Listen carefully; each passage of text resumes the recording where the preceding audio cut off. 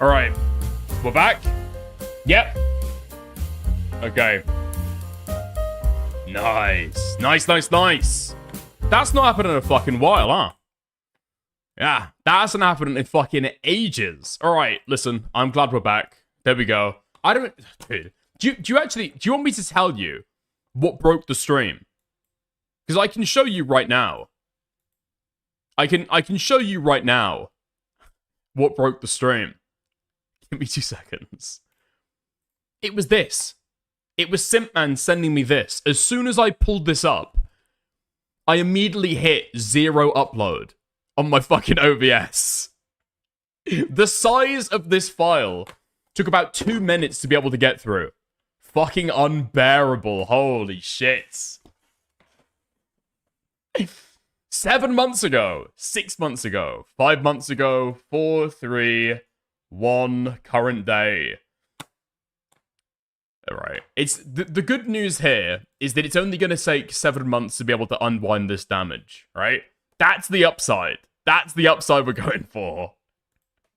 Alright, nice. Let's keep on going. Let's get back into it. Said this in the past 2 years. All this drama left Tipster in a precarious position, with few friends and even fewer goth mommies still associating with him.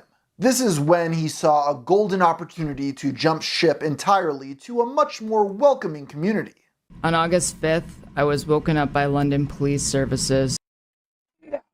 I don't know why he did this. I legitimately don't know why he jumped ship to be able to join the fucking Keffels community. Like, you're looking for less toxic spaces online? Why the fuck? Literally, why the fuck? Pointing an assault rifle in my face at my home. The disgraced creator, Keffels, is somebody I've discussed previously on my channel over her various antics. By 2023, she had already made herself a pariah in most online spaces due to a series of slanderous lies she spread about other online figures and her local police department. She did, however, still maintain a small following of ardent supporters, and among them was Tipster for some reason. That reason became more clear when, upon doing a scroll-through of Keffels' Dude, stop. Listen, everybody was thinking it, alright? But then you think about the other images that are out there, and you come to your senses. What the fuck? Instagram, one user came to the horrifying realization that Tipster had liked every single post. Even on his stream, Tipster was giving Keffels unusually positive coverage. So Keffels usually kind of dresses up like tomboyish, right? Can we just... No! Oh, fuck me. Alright, fuck it. We're not going with the fucking, the Tippy W angle anymore on this. Dude, shiny new penny. I agree that she cleans up real nice. You know what I'm saying? Like when she, maybe puts on a little bit of lipstick and, puts on a nice outfit and stuff like that, she cleans up like a shiny new penny. Is that wrong for me to say? I don't think so. Robert's association with Keffels began to draw the ire of many of his followers who... It's brutal. It's fucking brutal. Why would you ever say that? Why would you ever say that about Keffels of all people as well? Who were increasingly outraged by her behavior, including attempts to deplatform creators she didn't like, trying to get the internet gossip forum Kiwi Farms taken down, and founding the controversial Discord server Catboy Ranch that did not require age verification to join, leading to... Ooh, hold on. I'm starting to understand why my clip or my stream might be getting included in here. Because I'm pretty sure I asked Tipster about this, about his association with Keffels, I think. And I think he said there was more to the story that hadn't come out yet. But when I spoke to him again, I said, hey, is that ever going to come out? You said this the first time we ever spoke. Is that shit coming? He's got nothing to say. So I don't know if anything's happened on that front. I assume not. Accusations of grooming. Apparently, none of these were red flags to Tipster. Also, incredibly important over on YouTube, because of the fucking F that we just took, it is incredibly important that you like up the stream, get the likes up, alright? There are currently 0 likes on the stream, alright? Hugely appreciate it. I would genuinely hugely appreciate it. We can get those likes up. We can get those likes up pretty fucking far, okay? who went on to use a clip of her talking for a soundboard. We love Gooner games. Oh, I'm getting so horny. Thank you, Daddy. I'll shut up. We love us some Gooner games around here, okay? People's disdain for Keffels very quickly got under Tipster's skin, who once again privated his Twitter account before making a post announcing he would be leaving the internet. I'm probably gonna be taking a brief break for a couple days. Admittedly, my mental health hasn't been the best as of late, and I just need some time to decompress. He returned to Twitter less than 12 hours later. Given Robert's history with women on the internet, it's hardly a stretch to imagine he had ulterior motives with befriending Keffels. Of course, it upset Tipster greatly when anyone pointed that fact out.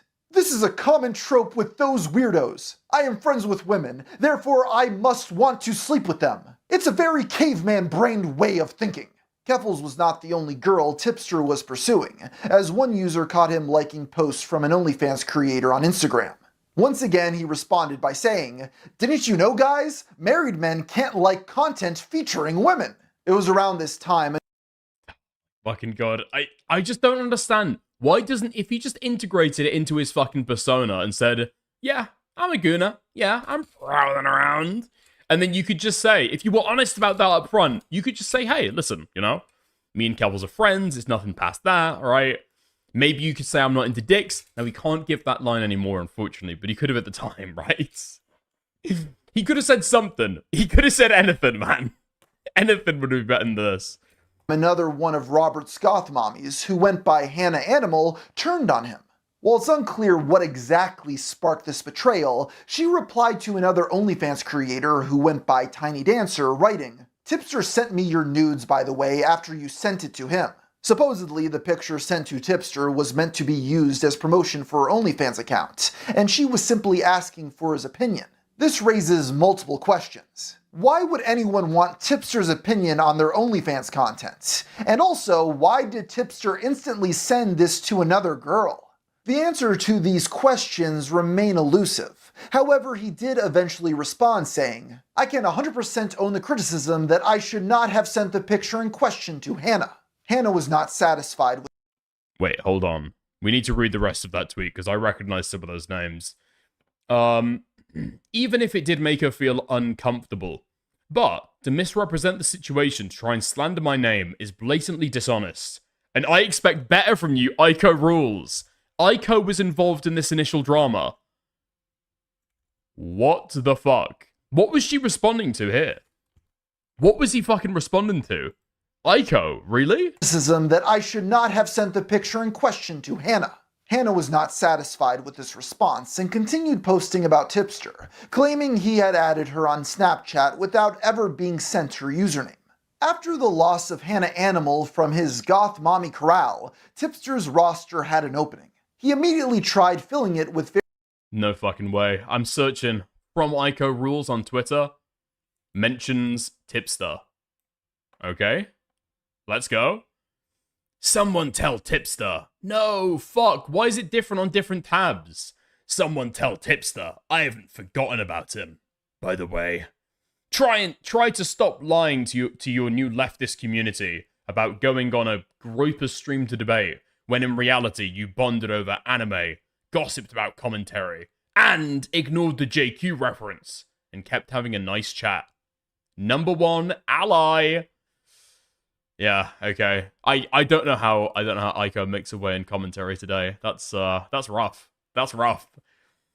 This is pre-October October 7th, actually. Yeah, the J discourse hadn't really fucking hadn't really wound up by then. Yeah, we were playing under very, very different rules. Holy fuck. Anything here? Ah, dude. Since Tipster deletes his tweets, nukes Discord servers, and his DMs regularly, it's wild the lengths you have to go to make sure screenshots aren't from a fake Tipster. Okay, that might be what that's in reference to, right? Devil's Advocate? I think that was the person that posted the tweet originally. Ask yourself, Keffels, why do so many females, including his former mod/community, detest Tipster? Why are his former friends A-logging him? I don't know. Oh, wait, sorry. I didn't know any of his lore till he broke our agreement. He should have just moved on with a fresh slate. He chose to lie instead. What lie? What lie did Tipster tell Keffals? I'm so curious about that now. And what's this clip? By Chris the Narc, no less. How did Mudahar own you? I was really confused about this line. I know that like Mudahar's like wife like really dislikes me. I think what it comes down to is like Oh, I'm pretty sure that Mutahar's wife fucking owned him by like leaking his docs, right? Yeah, really classy. got into a fight with like one of her friends, and so she just like hates me after that. So maybe it has something to do with that. I'm not really sure. I gotta just, you know, these people really channel that A-log energy from Kiwi Farms. It's crazy. How did Mudahar own you? I was really confused about this. Now Tipster has changed the story about him and Dojangle's beef, and Keffals has to invoke the one-trick pony of Kiwi Farms to sound smart and have an own. Jesus Christ. I don't know if I can bring myself to actually care about this lore reading back into it now. Holy fuck. I guess bringing up Tipster leaking nudes that were then used as revenge porn by the person he leaked it of scared him off. Maybe he'll go back into that Groupers stream to cope about me, like he did with Nick Diorio. Ah, okay. I'm guessing this is how Tippy got in with, Aiko got in with Nick. With that entire, what was it, 6 months, year, something like that? Yeah, I don't know. Various transgender members of Keffals' community. In one post, he can be seen replying to a trans woman holding up a bottle of her own breast milk, urging the poster to drink it. I looked it up because I couldn't help myself, and yes, trans women can have breast milk, which our friend seemed very interested in the taste of. In this era, his liked post did not fare much better, with one captioned, "What is the first thing you would do to me if you had me strapped down to a bed?" No! No! It's fucking brutal. It's fucking brutal. It's fucking brutal. Every single time, these tweets hit me like a fucking truck, dude. They genuinely fucking do. When Boblax re-emerged to remind Tipster that he was in fact already married, Robert replied calling him obsessed and weird. Keffals herself eventually grew tired of Tipster's neurotic and strange behavior, releasing a video titled, "Why I'm No Longer Friends with Tipster." In the upload, she shows a supposed leaked DM wherein he claims he is planning on cutting her off. As it turned out, this was a poorly orchestrated publicity stunt, with the two hoping they could fool their many detractors. Regardless, there was still a nugget of truth that managed to slip its way into her video. Tipster, I literally stuck my neck out for you. I introduced you to all my friends, even though you're kind of like a creepy chaser, man. Like, you slide into my trans friends' DMs, and you're way too friendly. Like, there's obviously something going on there. It's really not cool. And I'm just, like, really disappointed. Tipster soon returned to the internet, pretending nothing had happened. By this point, most of his friends had turned on him, or simply distanced themselves. That being said, one of the few who still remained by his side in spite of everything was Boblax. While he had been an outspoken critic of Tipster and occasionally poked fun at him, the two had never truly cut ties. That was until June of 2023, when their friendship ended for good. It started with Boblax mistakenly Look, it's American Dickers. What are you talking about? Are you talking about Gamer from Mars, or are you talking about Boblax? I reject both of them, to be completely clear. leaking one of his own alt accounts on stream that went by the username Throbbin Horsecock. The majority of posts from this account were unserious and borderline nonsensical, but Keffals latched on to one post in particular. Wait. Hold on. Wasn't there a post from Throbbin Horsecock talking about throbbing over Keffals? Am I wrong about that? Wait. Is this it? Fuck, no. Implying he was transphobic. As usual, Okay. Yeah, that was the one. Yeah, that was the one. latched on to one post in particular, implying he was Trans women aren't real women, but I'd still fuck the shit out of them. 2 likes, 3 retweets, 1 comment. transphobic. As usual, Tipster soon joined in, taking Keffals' side for no discernible reason.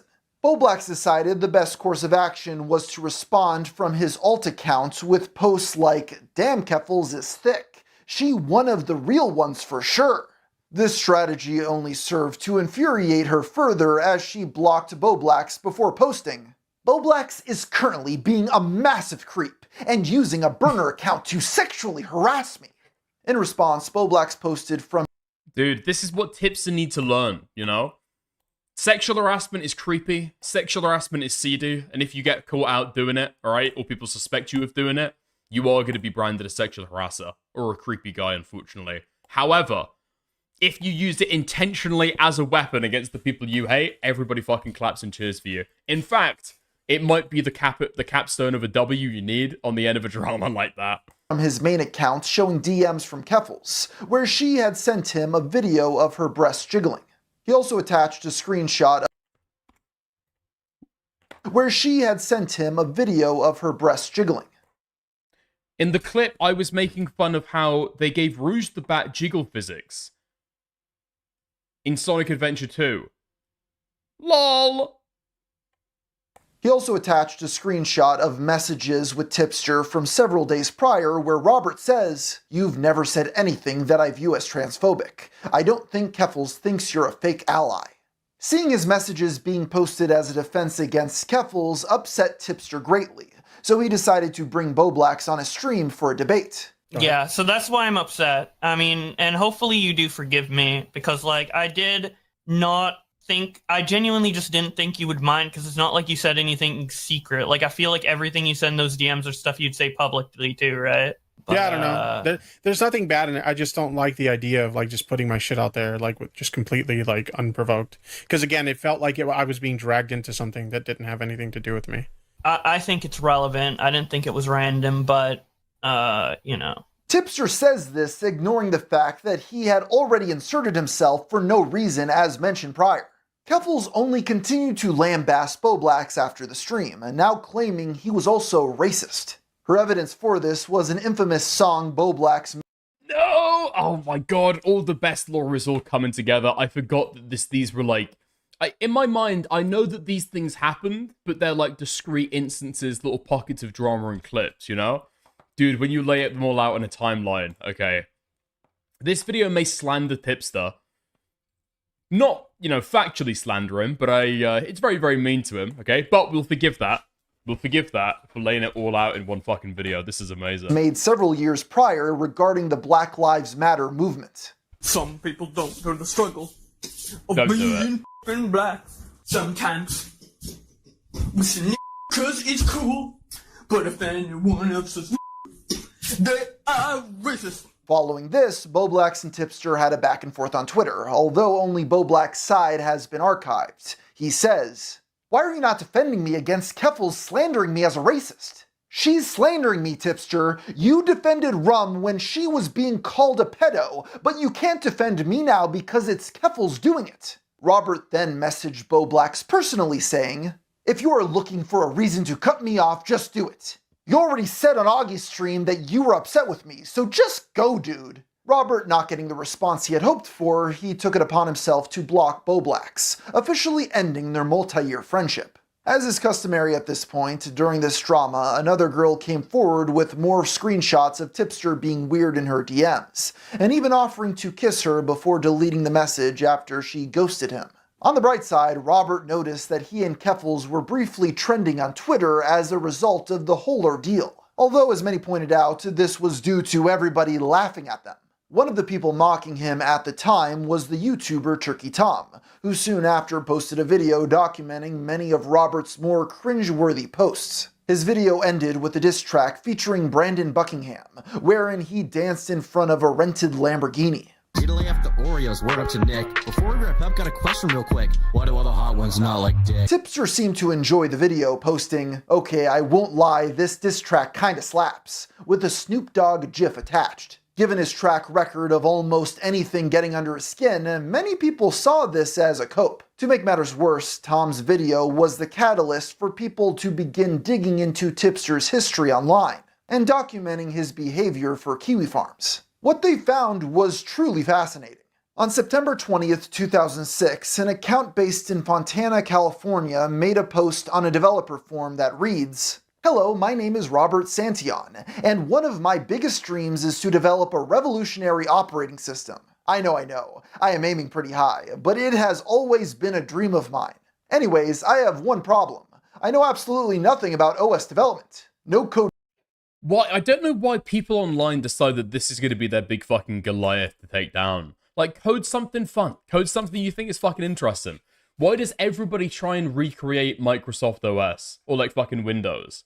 I actually don't understand. Temple OS came the best to actually creating the true operating system. And everybody else is just coping. Knowledge, no idea what I need, where to start, or even how to get the knowledge and supplies I need. Unfortunately, Terry Davis wasn't on this forum to help, and his pleas would go unanswered as other users on the forum were not too keen on walking him through the intricacies of creating an entire operating system from scratch. While a bit humorous on its own, the reason this was so important is because the username was quickly traced back to a raunchy hookup site. Not only that, but for some reason this account, also based in Fontana, California, had its gender set to female. If there was any doubt that this was him, the provided birth date was January 1st, 1987, just 6 days before Tipster's. When confronted, Robert adamantly denied these allegations, claiming it couldn't have been him because he was happily married. And with GNN, it appears an old dating profile from 2008 where you pretended to be a woman has surfaced. Any comment? I've never used any dating services at all, so if you think you found something about me being on a dating service, that's not the case. I mean, I met my wife when I was still in high school, so I never had to use a dating profile. Does Mars talk about Big Tip's high school drama? How's it going, Smaggle? I think he might. We might be just getting into it. Where do people come up with this shit? Another ancient Tipster artifact that was uncovered was a clip of him showing a list of videos he had flagged to YouTube, claiming they had been critical of him. Pretty public in the past with the fact that when I was a smaller creator, I flagged down quite a few videos that were critical of me. In fact, we can kind of scroll through the list here. While it's impossible to make out any details from this clip, it's likely Robert was abusing YouTube's takedown system. Whatever the cause may be, his reputation... Why would you ever fucking admit to this? Literally, why would you ever admit to this? Was that in the context of talking about somebody else fucking mass flagging? Literally, why would you do it? It's like doing a rape review when somebody's got allegations and going, of course, I would know all about this. Yeah. Back in 06, I took a woman into a bar, I gave her a roofie, and let's just say, I violated her YouTube TOS. Literally, why would you give that kind of history about yourself? There's no point. Was now in the dumpster fully. Along with losing most of his friends, his viewership had now dwindled to just 10% of what it had once been. When I was part of the commentary crowd, my live streams were pulling 500 to 1,000 live viewers, and my videos were at minimum getting 10K views a video. And now I've gotten to a point where, like, on a good day, I'll have like 200 live viewers on a stream, but I'm averaging about 150 during topics. And my videos are lucky if they break 1,000 sometimes. So it's been a big dip to leave the commentary crowd. I'll say this, I don't regret it. A lot of the reason I left is just because my morals didn't align with that community anymore. It was a mental health choice. It wasn't good for my mental health. So I don't regret leaving. Like, even if my channel never bounces back, I don't regret leaving. This rapid loss of fans triggered YouTube to stop promoting his channel, even removing it from search results. This is something Robert tried to resolve by reaching out to a YouTube representative, although his efforts weren't in vain. He was essentially told to just make better content, something that appeared to be far out of Tipster's reach. I say this because the majority of his videos and streams were now heavily political in nature, falling more in line with the content Keffels produced. Of course, this only further alienated his audience, who had followed him for less serious internet drama content. Fortunately for Yeah, I don't even know what you're trying to reach out to YouTube support for, to be honest. You've completely changed topics. You've totally changed communities. And you probably burned your old community, right? You haven't kept any kind of fucking goodwill with them. Like, yeah, the commentary guys, they're doing what they're fucking doing, but I'm doing what I'm doing now. You know? Oh my god, this was the trap that Liam Donovan eventually fell into. Start talking shit about your old fucking audience. Why would you ever do it? Yo, Samuel, how's it going, man? DMs, yeah? Matt Pitt from the SFTP. Tipster does not care about trans people, and Tipster does not care about anyone. All he cares about is dumping his emotions to women on Discord. He's simply just jumping on the new train. He's apolitical, he has no real opinions on anything, and he copies everyone's talking points. Damn. Ain't aged like fine wine, gem. I don't know. All I see that Tipster's talking about these days is politics. I don't know if this does. I don't know about that. I don't know about that. He's jumped on a new train and he's apolitical. I don't think so. All I see Tipster do now is politics content, right? I don't know. Tipster, he did get a momentary boost in viewership. Sadly, I'm gonna say that instance of Tipster slander has aged like milk. Okay? Matt Pitt L. this boost largely came from onlookers who were mesmerized by the train wreck he would soon create. Dude, you can just say n***ers. On February 6, 2024, political streamer Vosh was attempting I was being ironic, dickers. That's what they all say. All right. to demonstrate the fundamentals of men's fashion for his viewers, showing off a sleek jacket. Tragically, when he went to save an image of the jacket, his recently saved files popped. No, please don't tell me. Please don't tell me. Please don't tell me.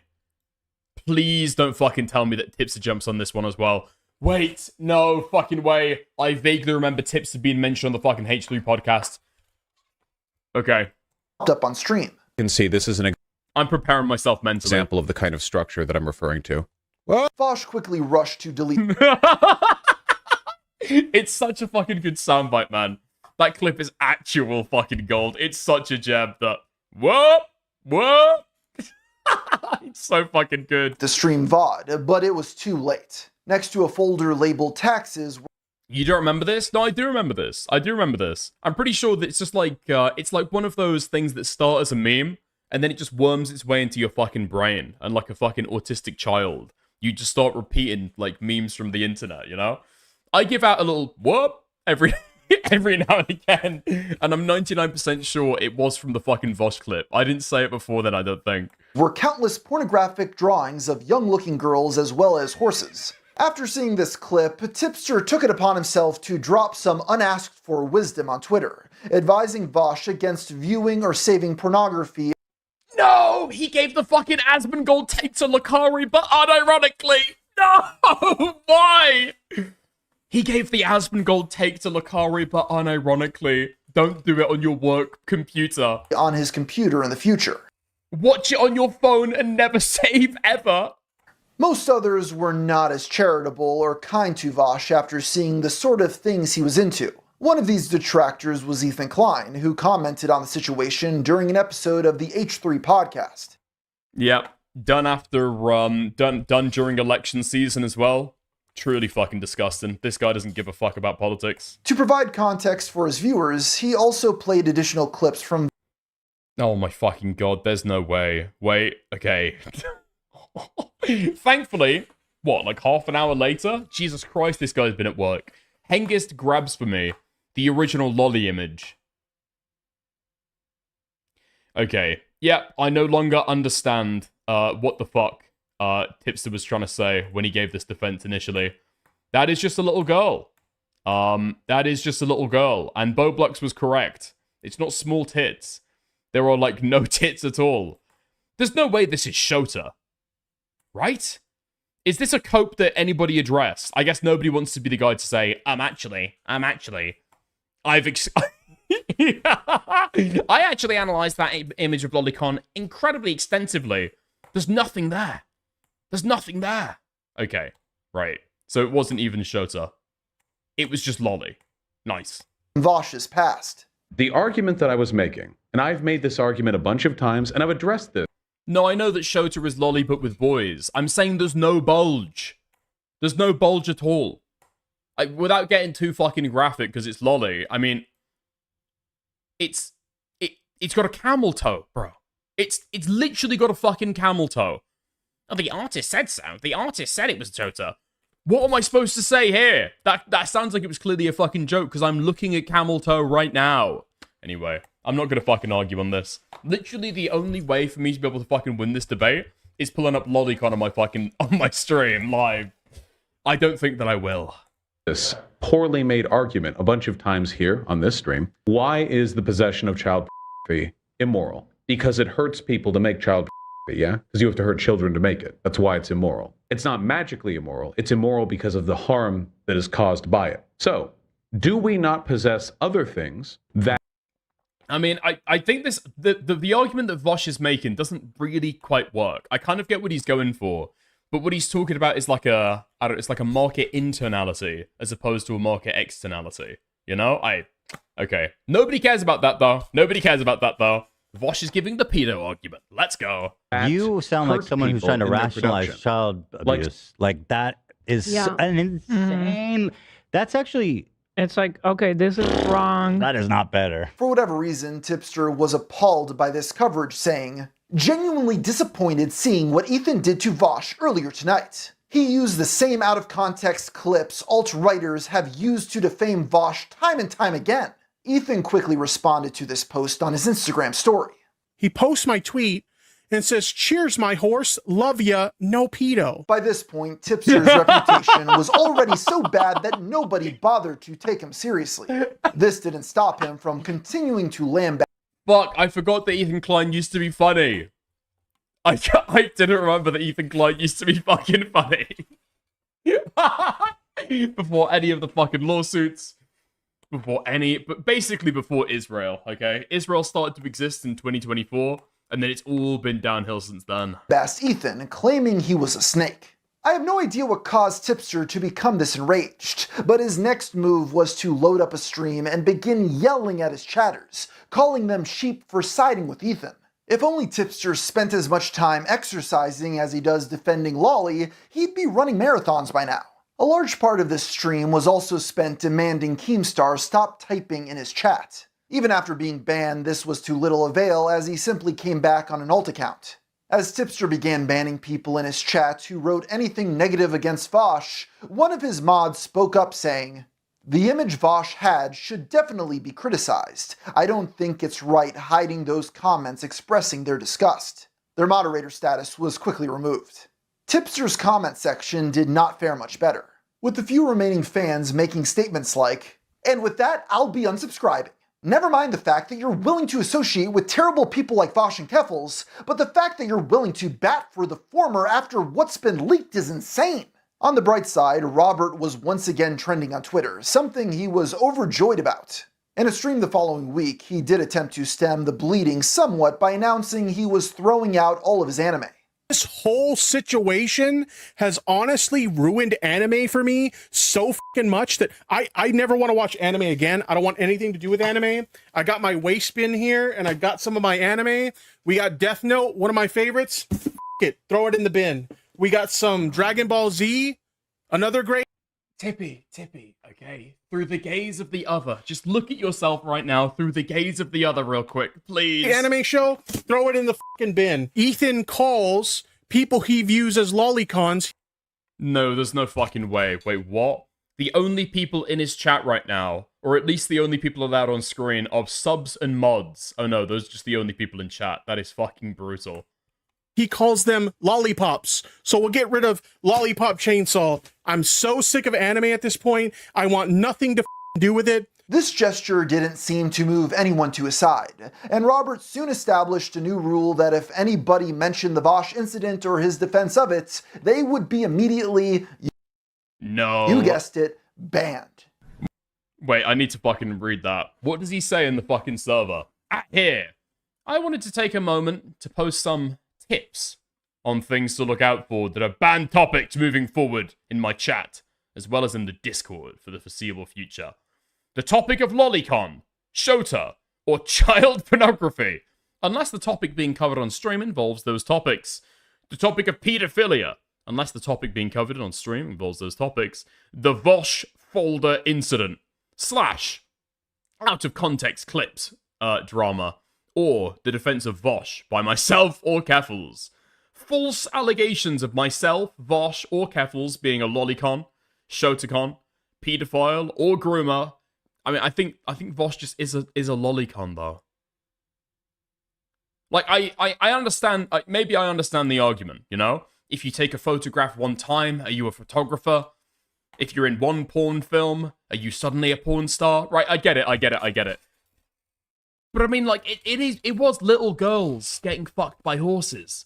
It was little lolly girls getting fucked by horses, bro. Horses and goblins. Horses and goblins, dude. I don't know if you can call that a false allegation, can you? So you're telling me that Keffels, Tipster, and Vosh are all at the same level of lolicondom? Is that what I'm reading from this text? Okay, interesting. Okay. Mentions of commentary community creators that are clearly meant to derail the stream, promote their content, or appear to be part of a hate raid / harassment campaign. If you see any mentions of the above topics in the Discord or my live stream chat, please delete their chat, then give the user a warning. Failure to comply can result in further action. Mods, crush the skull, thank you. This inspired detractors to see how fast they could speedrun getting removed from Tipster's livestream. Ban any variation of laughter in the chat. In spite of his best efforts to bury the situation, it still haunted him everywhere he went. In one instance, he joined a call with a small streamer to discuss an unrelated topic. That's when an avowed consumer of lolicon joined the call and proceeded to debate Tipster on why he continued. No fucking way! No fucking way! Food shops gets a mention in the fucking Tipster video, an avowed fan of lolicon. There's no fucking way. There's no fucking way. Has anybody else pointed this out? I didn't realize this was a clip. Since he joined a call with a small streamer to discuss an unrelated topic. That's when an avowed consumer of lolicon joined the call and proceeded to debate Tipster on why he continued to defend Vosh. Somehow, Robert lost this debate. Being a hypocrite is a part of being human, you know? Being a hypocrite. I don't see it as being hypocritical, though. I think I'm pretty clear on what my rationale is here. You already say that, you know, the folder is probably like lolly, right? I mean, I haven't seen it, but like people say it is, so I'll take their word for it. So if that is already the case, and therefore the logical conclusion probably is that Vosh is consuming lolly, right? If he downloaded it, like, I guess you could say that, but like, what my thing is, like, did he know? That's my thing. This seems like a real stretch. In my opinion, this seems like a real stretch. But I'm giving you like the logic that I had when I was willing to give him the benefit of the doubt on it, and it just seems like you don't like my opinion, which is fine. No, it's not about I your didn't opinion even whatsoever. come here to talk about like this stupid shit, all right? Like, I came here for... Wait, who the fuck... What stream is this, dude? Literally, what stream is this? We've got Brazilian Lad and QQ in this stream. What the fuck was going on here? We've got Emery in the fucking Discord call as well at the same time. Oh my god. Okay. This is this is small stream fucking Twitch poll. Okay. The Trib. Who is the Trib? For a completely different conversation. Yeah, Keldosh, I told you it was a bad idea for me to... Oh my god. This is Keldo just come on this show, and like, I'm out of here. Peace. Wait, Tipster, you could have... Even Keffels was now beginning to distance herself from Tipster. Initially, she had gone to bat for him against Ethan, but she quickly changed her tune as the tides turned.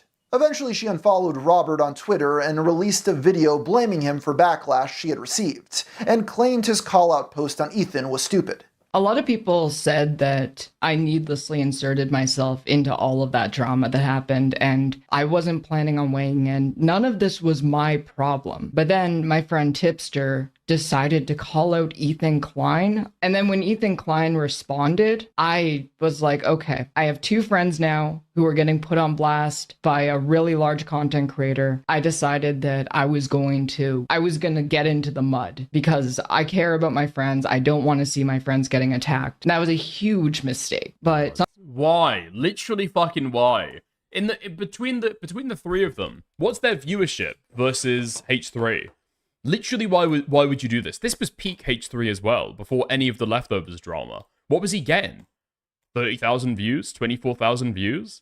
How the fuck are you possibly going to make any meaningful contribution to any of that? Sometimes you just go... Oh yeah, the person with the... Thank you, Keffels! Thank you, Keffels! I bet Vosh was thanking his fucking lucky stars. The person with the Catboy Ranch groom cord. And the man who famously defended Lolly in a previous drama have jumped to his defense. Thank you. Thank God. Gotta sit back. You don't always need to get directly in the fucking mud. In leaked messages with Tipster, somebody named Fembro encouraged him to stop associating with Keffels. showing him that on top of everything else, she had now been interacting with some of his most vocal detractors. Robert responded by saying, "Do you think I don't know about this? Are you stupid?" He then blocked Fembro. Keffels was not the only one turning on him at the time. In March of that year... Wait, hold on, we've got Giller in the fucking chat right now. How's it going?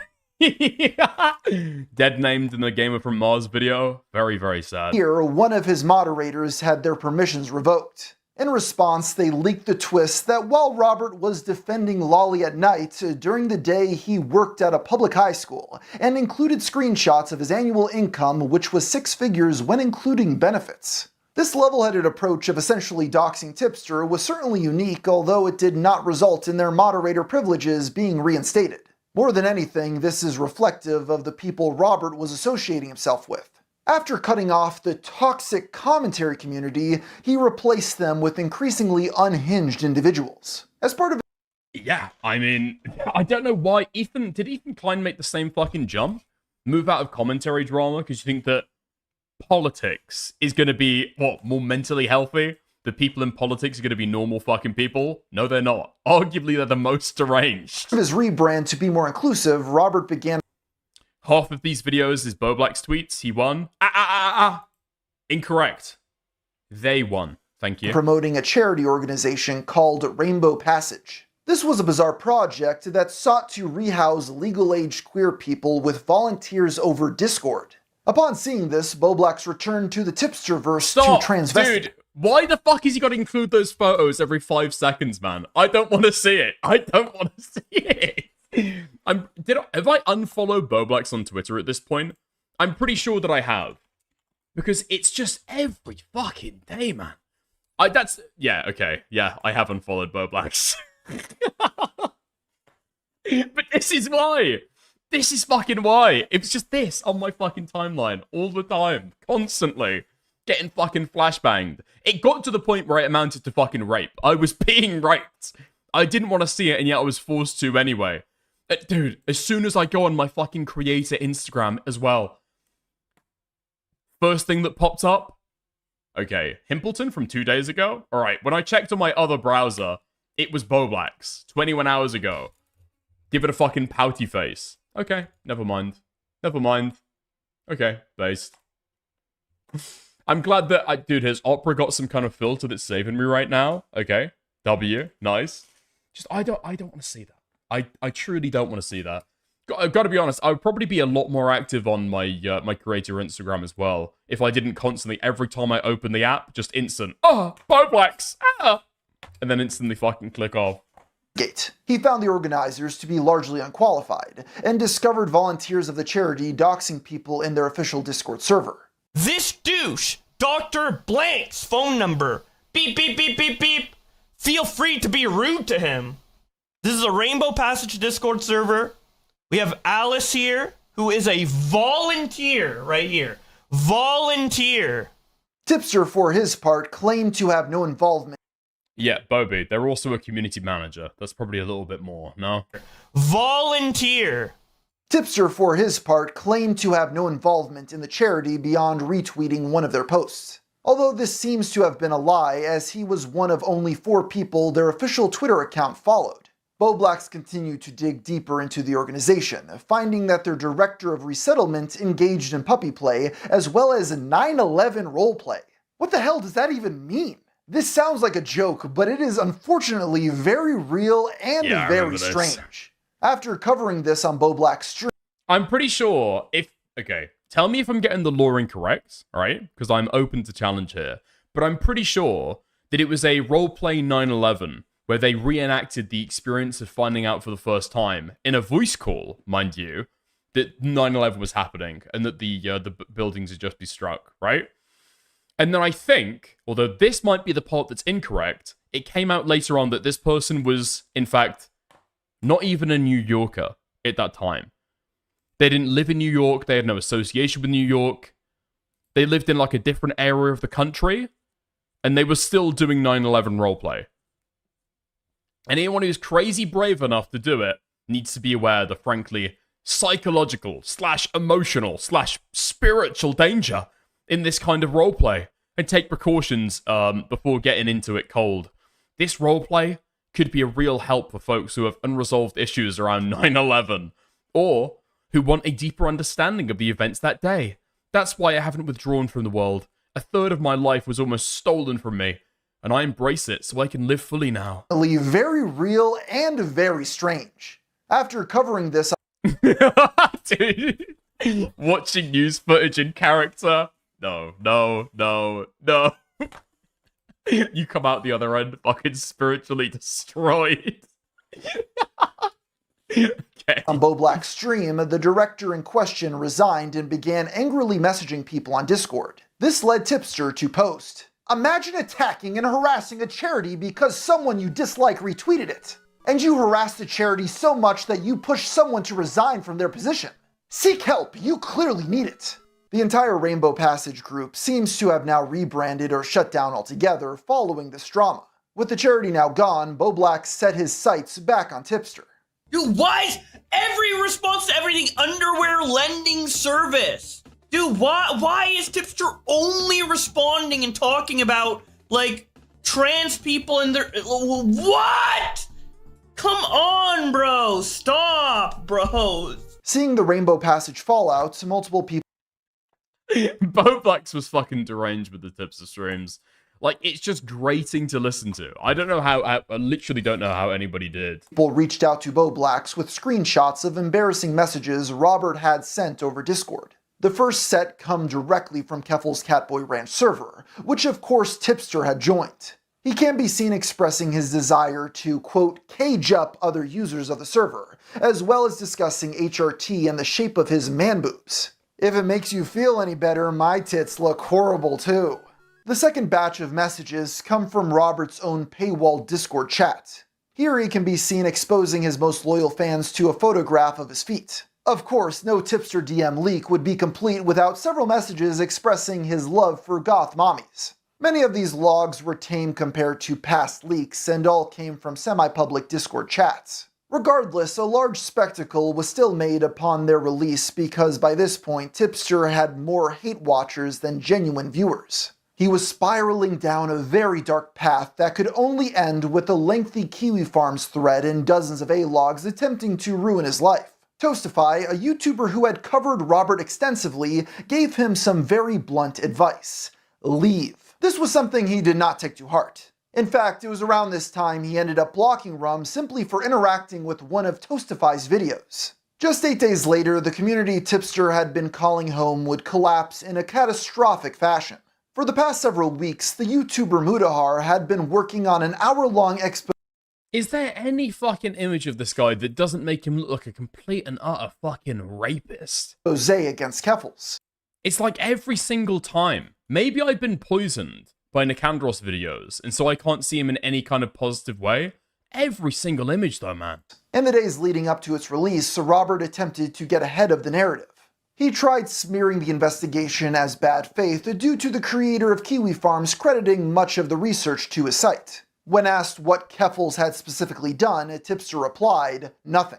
In reality, Keffels had raised over $100,000 on GoFundMe to cover the legal costs of suing her local police departments for discrimination. Wrong! Incorrect! Incorrect.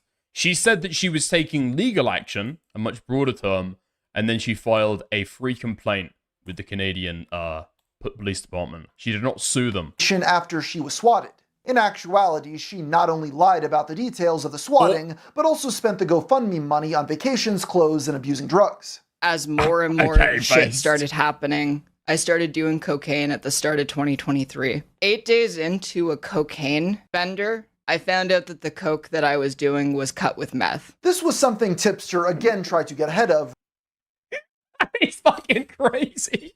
It's fucking insane. Okay. How the fuck do you even know about that? I mean, sorry. Or rather, how do you not know? What do you mean you found out? I don't get that at all. Like meth, that goes on for 12 fucking hours, right? You're like up all day. If you take that shit at night, you are going to be awake until lunchtime tomorrow morning, right? I'm pretty sure. I've never taken meth because we don't have meth in the UK, all right? But I'm 99% sure that's how it works. Coke, up and down, what, like 2 hours, 3 hours, something like that. How do you later find out that you were accidentally taking meth? Writing. They also keep going on and on about the lawsuit, but the GoFundMe states that not only was the money for legal action, but also for moving expenses and other needs. This is ignoring the fact that the title Of course, moving expenses, moving away from the internet. of the GoFundMe is literally Keffel's legal fund, and in an update just below she wrote, "All donations are going directly to my legal fund." In preparation for the Wait, really? All donations are going directly to my legal fund. In preparation for the exposé's release, the vast majority of videos... Wait. You do have meth. It's speed. We don't have crystal meth. Wait. I'm pretty sure that speed is some kind of amphetamine, right? But it's not methamphetamine, which is like very, very different. I'm pretty sure. I think it's like comparing ketamine to like PCP, right? They're like different types of drugs.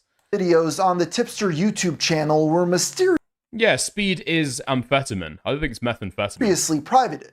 Upon the release of Muda's investigation, rather than responding to any of the very valid claims made, Robert's initial response was, "Congrats, Muda, a literal Nazi retweeted you," showing that the creator of Stone Toss had reposted his video, even though Muda had nothing to do with what that person was doing. Soon after, somebody changed their username to a literal Nazi and reposted Tipster's tweet. Robert continued reposting scathing critiques of Mudahar's video, such as the thumbnail making Keffels look too ugly, and went on to post, "When all the worst people on the internet are cheering you on, you really should start to question how virtuous your actions are." Around this time, more of Tipster's... Oh my fucking god, I remember this discourse. I do remember this discourse. Oh my fucking god. Wasn't it some kind of like gender bender, like ambiguous monster that they added into Left by Daylight? And then a bunch of people screeched about it on Twitter because it was like anti-trans or something like that. Because they did add like a fucking girl. They did add like a girl costume. Holy fuck, I forgot about that. You really should start to question how virtuous your actions are. Around this time, more of Tipster's private messages began flooding the internet. In one conversation, somebody named Cherry can be seen pleading with Tipster to stop... Wait, hold on. Please tell me it's the same one. Because I know that Tipster was at some point friends with Xander Hall. Please tell me this is the same Cherry from the fucking Xander Hall DMs. Defending Keffels. When given a hypothetical situation where Keffels had violated somebody, Robert is for some reason still unable to disavow her. Along with... Like, every time that I see Cherry on my fucking screen, it is whoever's speaking to her, like, back and forth, like, they're always screaming. I wish you would ditch Keffels, is how I feel about you. That's not gonna happen, Cherry! I hope you understand that! Even if she, like, raped someone, that is a crazy fucking screenshot. You should have cut that shit up there, man. Violated somebody, Robert is for some reason still unable to disavow her. Along with these messages was a screenshot of a private Discord server hosted by Tipster and Keffels. The text channels included the names of various people who had wronged them, including Boblax and Turkey Tom. Within these channels were posts from a Discord bot named TweetShift that automatically archived their Twitter activity. It's unknown what the end goal was for this Discord server, but it was clear that... you can have that? There are Discord bots that automatically put in somebody's Twitter feed? That is fucking deranged. Okay. I might use that, though. I might use that. Tipster had, in fact, not moved on from the commentary community. Another leaked DM shows Tipster discussing a dream he had on March 1st of that year. "I dreamt..." Seriously, though, all the Robert is very weird to me. It seems like Tipster was open about it before on the fucking, on the same platforms, you know? Once it's out, once you put it out there, I don't think you can claim doxing if you later want to, like, oh, I want to go by like a different name. Especially if you're using the exact same accounts and the same, like, nom de plumes, you know? The same fucking handles. But yeah, I do find it kind of weird. It feels like a weird invasion into somebody's fucking life when you're constantly referring to them as their, like, dox name. It just feels odd. It just feels odd for a reason that I can't really describe, you know? That I started taking HRT. Oh, okay, of course. Sorry, I need to translate. Ico. You're getting too big for your boots. I mean, after transition. We don't know what it is now, right? It's perfect for me. Thank you, Anyaki, for the 2. Unfortunately, that is it most of the time, you know? Most of the shit that we'll call deranged as a drama community, we'll probably adopt it eventually, okay? We'll probably end up adopting it. Alright, after transition. Yeah, I don't know what Tipster goes by IRL now. I doubt that Tipster would give that shit out, you know? Y'all are invading my dreams and trying to trans me. And no, I'm not kidding. That was a real dream I had. What an odd thing to say. Somebody named Maeve, who can be seen in several previous message leaks with Tipster, as well as being a member. Wait, there's no fucking way. Was that a recurring dream? Is that what allegedly eventually led Tipster to do it? That would be fucking insane. The question is, though, right? You've got Turkey Tom, you've got Nicholas Sturio, you've got Bo Blacks in Tipster's dreams trying to, like, force feed him fucking estrogen pills. Who was there in the end to make it click and think, this is something I want to do? Who was in his dream the day before that he eventually went and decided to make an appointment at the fucking, the HRT clinic? Questions that will possibly never be answered. Of the private Discord was outraged upon seeing those most recent leaks. While exposing the moles, she claimed that among the leaked convos were ones that outed Robert as pansexual, despite that part of the DMs never being published. In the process of trying to call out someone for outing Tipster, she actually outed Tipster herself. Following the Keffels debacle, Robert attempted to further distance himself from drama content by privating most of the remaining videos on his channel. All that was left were recent gaming highlights, as he claimed that was the direction his channel was now headed. I'm essentially like a gaming streamer now. Like what you're watching me do right now, that's what I do now. Which I've been having so much more fun with, to be honest. I'm actually glad I made the switch. I understand I would get more viewership if I did that kind of content, but I'm not interested. I genuinely don't have any interest in that kind of content anymore. On top of this, he was finally getting his health in check. Claiming to have previously lost 40 pounds before gaining even more than that back, he asserts that this time will be different, with a picture of his Apple Watch attached. Despite these changes, God, again, through the gaze of the other. This time will be different, with a picture of his Apple Watch. I mean, I obviously I know, okay, that's his fucking forearm, and it goes to the small of his wrist, and then it goes into his fucking hand. It looks like it's clinging on for dear fucking life. Yeah, the watch is choking. The watch is drowning, dude. Attached. Despite these changes, Tipster's YouTube No, we love Tippy here. We love Tippy regardless. account would only continue to decline as very few people were interested in gaming stream highlights. Oh. Why is he? It's just him nutting! It's just him nutting! What? Dude, he's like me when I see a Clara DM. No way that Bo Black just now got the plain white wall behind him as well. We are actually the same person. No! No! No fucking way. We've got to compare the fucking streamer setups. It's actually diabolical. We are just the same fucking person. This is the worst thing that's ever happened to me, actually. And a very disturbing foretelling of what's going to happen in my life. Just him nutting! What? Dude, he's like me when I... Okay. I don't have a mortgage yet, okay? When I announce on stream that I bought a house and a Tesla, that's when you know it's the beginning of the end. See a Clara DM? Oh! What's going on? He eventually tried doing political content again, although those videos were struggling to surpass a few hundred views. For a while, it seemed as though Robert would fade into obscurity without putting up much of a fight. That was until Bo Blacks re-entered the picture yet again.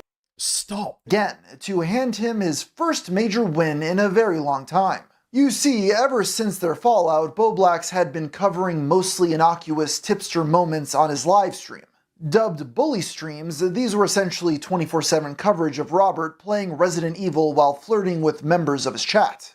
Yeah, can I see it? Maybe with you naked. I want to see the haircut, but like without you having clothes on, but like... You should post it in like, I think yeah. a channel in my Discord called Pic Sharing or something like that. Yeah, share pics in the pic sharing chat Discord!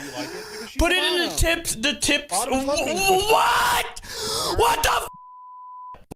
This is just unwatchable. How the fuck did people watch these Tipster bully streams? Bought him? You wanted to see it? What the f? Bo Black showed a keen interest in Robert's behavior, likely because deep down they were more similar than he'd like to admit. No! No! How the fuck did this transition into a fucking Bo Black's video? Oh, transition. Up until now, he had done a good job of keeping his own eccentric behavior behind the scenes. While Tipster would implode in public, Bo Black's would do the same in private messages with his friends. On July 21st, 2024, Bo Black's posted, "Non-binary people are badass and valid by the way." Turkey Tom replied to this post saying, "Thank God you chimed in." Bo Black's then went out of his way to explain his tweet, which was ignored by Tom, who replied again saying, "Praise Skibbity or perish." Bo Black's quickly deleted his tweets, but not before this pointless interaction was screenshotted and reposted by a small Twitter account named Alex Gekmo, with the caption, "Bo Black's tweaking right now." Seeing this, Bo Black's messaged Alex, repeatedly attempting to get him to take down the post. Damn, Dickers, you had a bad hair day in that photo shown in the video. Here's the problem, alright? Here's the fucking difficulty. Because I am actually shown in this video. I believe somewhere towards the fucking end it's got a stream clip from me. And now, when people harken back to the fact that I am in this fucking video, I'm not gonna know what they fucking mean. I'm gonna think they're comparing me to fucking Bo Black's. When this failed, he messaged several friends calling Alex evil, along with other more offensive terms. This interaction was only scratching the surface when it came to unhinged messages Bo Black's had been sending people. He blamed these outbursts on borderline personality disorder, although he later claimed he likely didn't have BPD and was only convinced he did by a girl he was dating. In other words, he didn't have BPD. Eventually, many of these messages would leak, resulting in the broader community turning on him. At his lowest point, for whatever reason, Bo Black's turned to Tipster, somebody he had been relentlessly bullying for the past year. After seeing Bo Black's had unblocked him, Robert posted a gif of rapper 50 Cent with the caption, "Bro unblocks me now? Really?" He then posted an update showing Bo Black's had blocked him again following his tweet. In the replies he wrote, "If he thought I was gonna welcome him back with open arms, he's delusional." Using this opportunity, a troll pretending to be Bo Black sent Tipster a fake apology on his Linktree page. When Robert reached out directly to clarify if the message was real, Bo Black's replied with, "That's not me. Doing streams on you is some of the most fun I've had on YouTube. You're also a freak for defending Vosh." This was all the permission he needed to go nuclear. While on the toilet, Tipster wrote, "I wasn't gonna say anything. I was just looking for confirmation of whether this was you or not. But since you want to run your mouth, I'll say my piece. Literally everything." Shut the fuck up, Wasmac. Hey, Lamau, my fake Bo Black's email made it into the video. You're lying, you're lying. You need to show proof or you're lying. You tried to shit on me for, you did. You're getting a taste of your own medicine and you have no one to blame but yourself. You're such a pathetic coward that you deleted your non-binary people are valid tweets after you got a little bit of pushback for it. I've been getting on for over a year for my support of the trans community, and not once have I deleted a tweet about it or backed down. Because unlike you, I have the balls to stand by my principles. And if that wasn't bad enough, you begged Alex Gekmo to delete a tweet because it hurt your feelings? There's a lot of valid criticism of me and how I mishandled things in the past, but not even I begged a random Twitter account to delete a tweet because it was too mean. You're a spineless coward. And let's not forget all the times you talked shit on streams, then DM'd me after about how you were just joking and didn't mean what you said. Well, now everyone sees who you really are. So no fucking way. Even in old commentary, they had the fucking, it's just banter. It's just banter. They had the banter excuse going back then. Stop pretending to be a bully because you're not a bully of anyone. You're just a who falls like a house of cards at the slightest criticism. Don't bother responding because I won't bother reading it. I took my L's, now it's time to take yours. Thank you, bye. God damn, this was a shock. Tipster won. Tipster unassailably fucking won, alright? This was the pinnacle of his career. Shockingly apt and cathartic message coming from Tipster of all people. Yes, thank you. People are starting to fucking see it. Just tips the W after monumental tips to the W, really. That's been the entire video. I passed out halfway through. Not really sure what the middle section was. But yeah. Tips the W's all the way through. In the following days, several of Bo Black's friends confronted him on a live stream about his behavior. Although he prematurely left the call, Robert himself joined near the end to clarify his position. We're not going to see eye to eye on everything. We're not going to agree on everything, but like I can definitely look back at like some of the things that I've done in the past in hindsight and be like, yeah, I was really fucking dumb. And so like I had to take No way. Oggy's got the fucking Bo Blacks plushie in the background. That's fucking brutal. my L's and just like own it. I don't know. It just seems like he has a really hard time just like owning shit. But yeah, I can't stick around. I got to get going. But like I said, regardless of our like differences or whatever, you know, it's whatever. All right, I'm gonna head out. See you later, faggots. Whoa! What the Wait, we disavow that language. was he fake?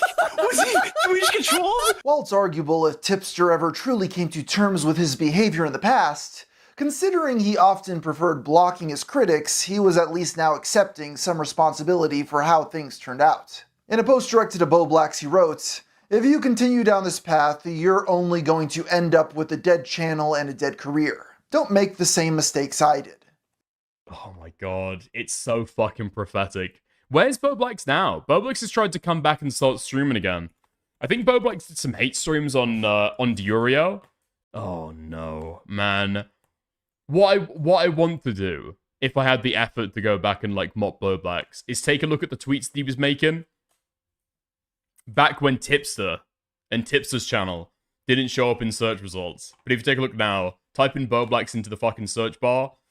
Most embarrassing downfall in YouTube history. Internet versus Bo Blacks. Mr. Miss Manchi. Bo Blacks. Criticism not welcome. And then, okay, it does eventually go down to Bo Blacks' channel. Wait, what the fuck is this? A Bo Blacks snuff tape. Big Bungie re-upload. Oh, fuck. Is this the video that got Big Bungie's video his fucking channel get taken down? I'm 99% sure that it was. Right? The Bo Blacks snuff tape. That's what got him got. Yeah, okay. Here we are. Bo Blacks. Huh? What did I just fucking land on? Oh, okay, I clicked again. Whoops. Live. Wait, Twitter versus Chugga Conroy. He streamed that. Okay, which channel has he been fucking streaming on then? Bo Blacks Live. Get the scene for linking What sex is tapes. this? Steven's just being a Bo silly Black's original channel, Bo Borb. Dickers, you haven't interacted with any of my chats. Very disappointed. What? Cool gay shirt BTW. Yes, I did earlier, Will is me. Thank you for the 5. I appreciate it. Truly autistic. I want to have a little bit of a flavor of this. Making YouTube videos about how much I love my autistic brain. Autistic isolation and boredom. They took our word and made it a slur. Pressure to perform as an autistic person. There's actually 2 different autism spectrums. Autism discrimination. What is autism? Jesus Christ. Okay. Nice. Nice. You got dicks. Maybe the commentary community was a little bit you too get welcoming votes. back in the day. Canada v Qatar 6-0, massive historic win. Yo, Queen Comet, thank you for the 2 Canadian. I don't even understand where people get that shit from. You will have, like, developed countries that completely destroy some Middle Eastern shithole. It's soccer. And then everybody fucking loses their shit and comes their pants. Literally why? They never stood a chance, did they? What do you think was gonna fucking happen? Alright, thank you for the 2 Canadian. I appreciate it. Alright, Bo Black's Live. That's what we're going for. Libs of TikTok called the FBI on me. Electrifying Bo Black's gameplay. Your Mr. Gay. 2. Sonic Racing. Damn. Wait, where the fuck is episode 1 and 2? Did they get got? Are they in a fucking playlist now? Literally, where the fuck are they? Oh? Bo Black's Live. Full episodes. I think this is where it is, right? Oh my fucking god. Members only. Nah, we're not going for that shit. Never mind. As more came out about Bo Blacks, Robert continued to dunk on him. Eventually, the two agreed to chat on stream and air out their grievances, starting with Vosh. All I alluded to was like the defending Vosh thing, which I still think was horrible, and you agree. So oh it's yeah, like, I made myself look like a f***ing idiot. That's what I said. I had a big No fucking way. It's Fembro back at it again with a fucking with a Bo Black's membership as well. Big problem of going out on a limb for people to like defend them and stuff like that. It's crazy just how much drama Fembro is engaged in and involved in. It's like they'll crop up in random fucking videos you never expect them to see. I probably shouldn't even got involved. Boblax continued trying to grill him, but after already admitting he was wrong, the conversation was essentially going in circles. Tipster had come to terms with arguably his biggest flaw. In contrast, when confronted about why he had been friendly in DMs while publicly telling people Robert had backstabbed him regarding his fight with Keffels, Boblax refused to concede anything. So then you did feel backstabbed? Yes. So why didn't you tell me that when I asked you that in DMs? Why would I tell you? You see what people mean when they say that you do this like double speak thing, or you're not like fully honest with like how you feel. Steven's just being a silly guy. Yo, Lizzie, thank you for the $5. I appreciate it. Or whatever, and you don't see how.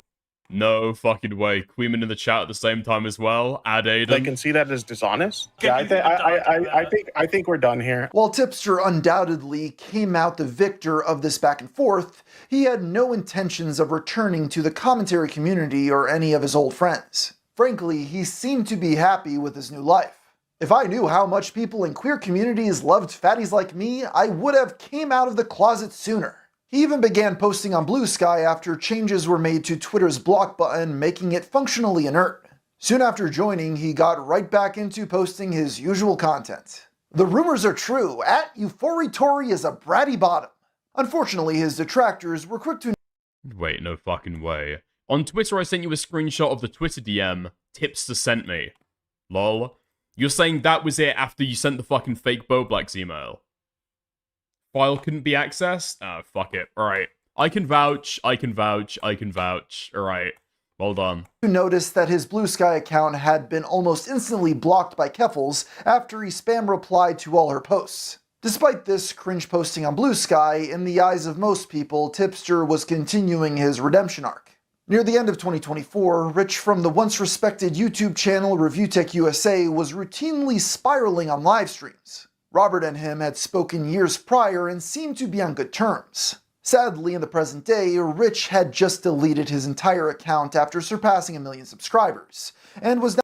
Yo, the other dickers. I actually don't know why he fucking did this. I legitimately don't know. Does anybody... Did he ever actually outline a fucking rationale for why Dickers deleted his YouTube account? I just don't don't get the incentive there at all. I mean, maybe that's like the obvious trite opinion. Was he going through like a mental health spiral? I mean, that's what I'm asking. Obviously, it's not a reasonable thing to do. He botted his channel. He's mental. Yeah, okay. That's probably a better explanation. Now ranting about an ex-girlfriend named Becky Boop, claiming she had been a prostitute. Hi, everyone. Becky Boop is an opportunistic who used to herself out on Craigslist to old men to make money. As it turned out, Tipster and Becky had been good friends for several years now, and one of his female friends coming under fire could only mean one thing: she needed him to defend her. But hear me out, possibly for the first time in his entire career, Robert utterly crushed his opponent in a debate. You were friends with Keffels. How'd that go? I heard you on the other day on stream say that we're not friends anymore, and that's not true. But how did that go for you? How'd that go for your reputation? Can you explain to me where the grift is then? Because I literally like lost my career by standing by my principles, and I still haven't backed down. You were literally... Aren't you the one that's been in a lot of girls' DMs too, by the way? You're the one who brought up like sliding in people's DMs and shit. So I'm just saying, like, you don't really, you don't belong in, like, you shouldn't be throwing stones in a glass house, bro. That's all I'm saying. The last time I was watching you have a meltdown on stream, I was sitting next to my wife while having dinner while watching you lose your mind. Good luck to you. Pause 1 second. Luck to you, Rich. No. But you look like a fucking clown. You don't get to end. He just pulled a Phil. There are many blunders online. Me again. Please don't do it to me again. Please don't do it to me again. Please don't do it to me again. Please. We're back in record time. Okay. A little bit of a slip. A little bit of a five second slip there. All right. Refresh in the chat. Personalities. Dickers, get your shit sorted, man. I know. Literally, for the longest fucking time, we had none of these issues, and I'm not sure why they've returned. Have come back from over the years, but losing a debate to Tipster is essentially career ruining. As for his claim of still being friends with Keffels, that would at least explain why he continued to defend her on Blue Sky and random Reddit threads. However, it would be many months before the two would be seen interacting again. When interviewed on the matter, Tipster does acknowledge that Keffels has blocked him, but hand waves it away as her wanting to distance herself from the internet, which makes no sense. Apparently has... No! The voice! Oh, the voice! Oh, the fucking whisper streams! Dude, that is literally fucking cringe-inducing. That's so cringe-inducing for reasons that I don't think that other people will be able to relate to. I think... The gay voice, hitting the fucking gay voice. Wanting to distance herself from the internet, which makes no sense. Apparently, has Keffels blocked you on Blue Sky? Is that right? Yeah. Don't think Keffels has said much since the whole Xander Hall crash out thing. Is there like a kind of a fracturing kind of behind the scenes? I'm not gonna, obviously share anything that's private or whatever, but like as far as like our relationship, like it's fine. She's kind of living her own life, offline for the most part. There's no like bad blood there or anything like that. Like we're still cool or whatever. Robert too has grown tired of the internet.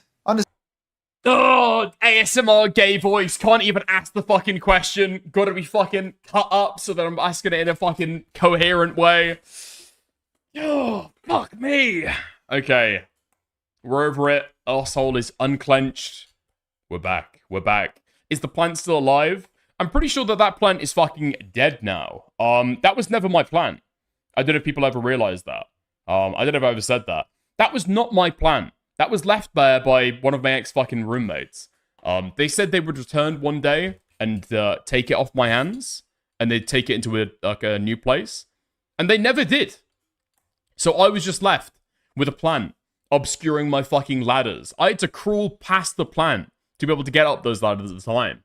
Yeah, what happened to the plant? I don't know. When I moved out, I just left it outside. I never saw it again.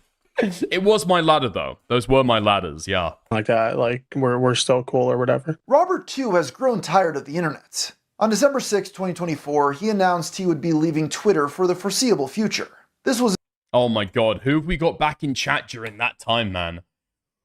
Oh, Morale 1, ha ha ha ha ha. Tipster is so gay. Oh, okay. There's somebody called Ruby, Ali Khan, Big Aaron, Deep Calm, Rov. Dude, Rov rings a fucking bell, although I haven't seen that guy in a fucking long time. Jasmine. Wait, was Jasmine the girl who made allegations against Aiden on Twitter? I'm pretty sure that's a fake account, right? Holy fuck. Cool Guy. Cool Guy was in chat. That is a blast from the fucking past. If people don't know who Cool Guy is, can I find this image on my... Yes, I can. Cool Guy got ousted, I guess, from the community, or left of his own accord, when he was found out... This is Cool Guy, by the way. When it was found out that he was texting with some 14-year-old girl or 15-year-old girl, and he was sending insane fucking sexual shit to them. He was talking about getting her drunk, so she couldn't fight back, and then he would impregnate her. Yeah, here we are. I will get up there when you're ovulating, and I will impregnate you! That is truly a chat message of all time. Yeah. Holy fuck. Yeah, Cool Guy was in this shit as well. Fembro. We've got Purple Paw Prints. That's fucking blast from the past. Alright. Like that, like we're still cool or whatever. Holy shit, the fucking donos as well, man. Sammy, Puddle, Pseudo Dimitri, Colton, let's go. Robert too has grown tired of the internet. On December 6, 2024, he announced he would be leaving Twitter for the foreseeable future. What'd you know? Classic Dickers fan, he was roaming around. He was in everybody's community at the time. He was there during the fucking Kel stuff, okay? He was not my guy. Whose was he? Whose was he? I do remember, if we want to be pointing fucking fingers, okay? I remember Cool Guy being very in with Himpleton's lot. Very, very in indeed. This was in response to what he saw as an increase in bigotry and discrimination on the platform. Just like his previous breaks from Twitter, this was over just as soon as it started. The allure of blog posting various life updates was just too strong to ignore. With his continued use of Twitter, Bo Black's returned to antagonize Robert once again. Their back and forth went on for several... Cool Guy was Liam's top guy as well. That's a fucking good point. Yeah, Cool Guy was Liam's top guy until he turned rogue and stole his fucking subreddit from him. Dude, Cool Guy was a fucking character. Huh. We need to bring him back. You know, everything that he did that shit over almost a year ago. Almost a year ago. He's still got a little bit more in him, you know? Let's be honest. Cool Guy was just slightly fucking annoying. Right? That's the real fucking problem. Cool Guy was slightly fucking annoying. He tried to stream. He made a really fucking good go at it. Unfortunately, the content was dog shit, and he was just watching animations of women transforming into ravens for like 4 hours at a time. But there's a little bit more of him left. If Lumpy Willie had told a 14-year-old girl that he was going to impregnate her, would anybody have any objections to him coming back? I don't think they would, alright? You got dick. I don't think they would. Okay, bro, you're getting too big for your boots. This Mr. Santellan? He okay? Used to talk years ago. Queen Comet, please do not tell me that there are more fucking allegations coming Tipster's way, okay? Please tell me there are not more allegations coming Tipster's way. We can't fucking take it. I don't think we can accept that. Thank you for the 2 Canadian. I appreciate it. Why is there no Cool Guy video? Because he's like a nobody shitter that nobody remembers, except the people who like directly interacted with him, you know? Several days, ultimately culminating in Tipster dedicating a segment on stream to discuss their beef. While little to no new information came to light during the stream, Robert did a good job of summarizing how he ended up in this position. I can look at this in hindsight. I could take the L and say, I defended some things that I didn't need to defend. I inserted myself into some situations that I didn't need to insert myself into, which anybody who knows my history knows that was a bad habit of me. If I liked someone because they were a creator I enjoyed, or because they were a friend of mine or something like that, I always had a bad habit of inserting myself into situations that I didn't need to insert myself into. I basically lost my career as a content creator. I lost my audience. I lost a lot of friends over this shit. Like, I made an ass of myself, and I can own it. This new sober perspective on his past failures was slowly buying back the little respect he once had. Unfortunately, just one day later, tragic news would strike the tip. No, don't. We've been having W after W after W after W. Tipster is still back in. What did he do? I don't think I ever remember hearing about this. There was a twist in the tale? Tipster fandom, as he would make a post on his community page. I've always said that the day YouTube was no longer fun for me would be the day I'd retire. I believe that day has finally come. The YouTube landscape has changed drastically since I started. Many of the aspects that initially drew me to the platform and its community are no longer present. I've come to realize that it's time for me to move on and leave on somewhat of a high note, on my own terms. In many ways, this was understandable. YouTube is completely unrecognizable compared to 2006 when Robert first joined the platform.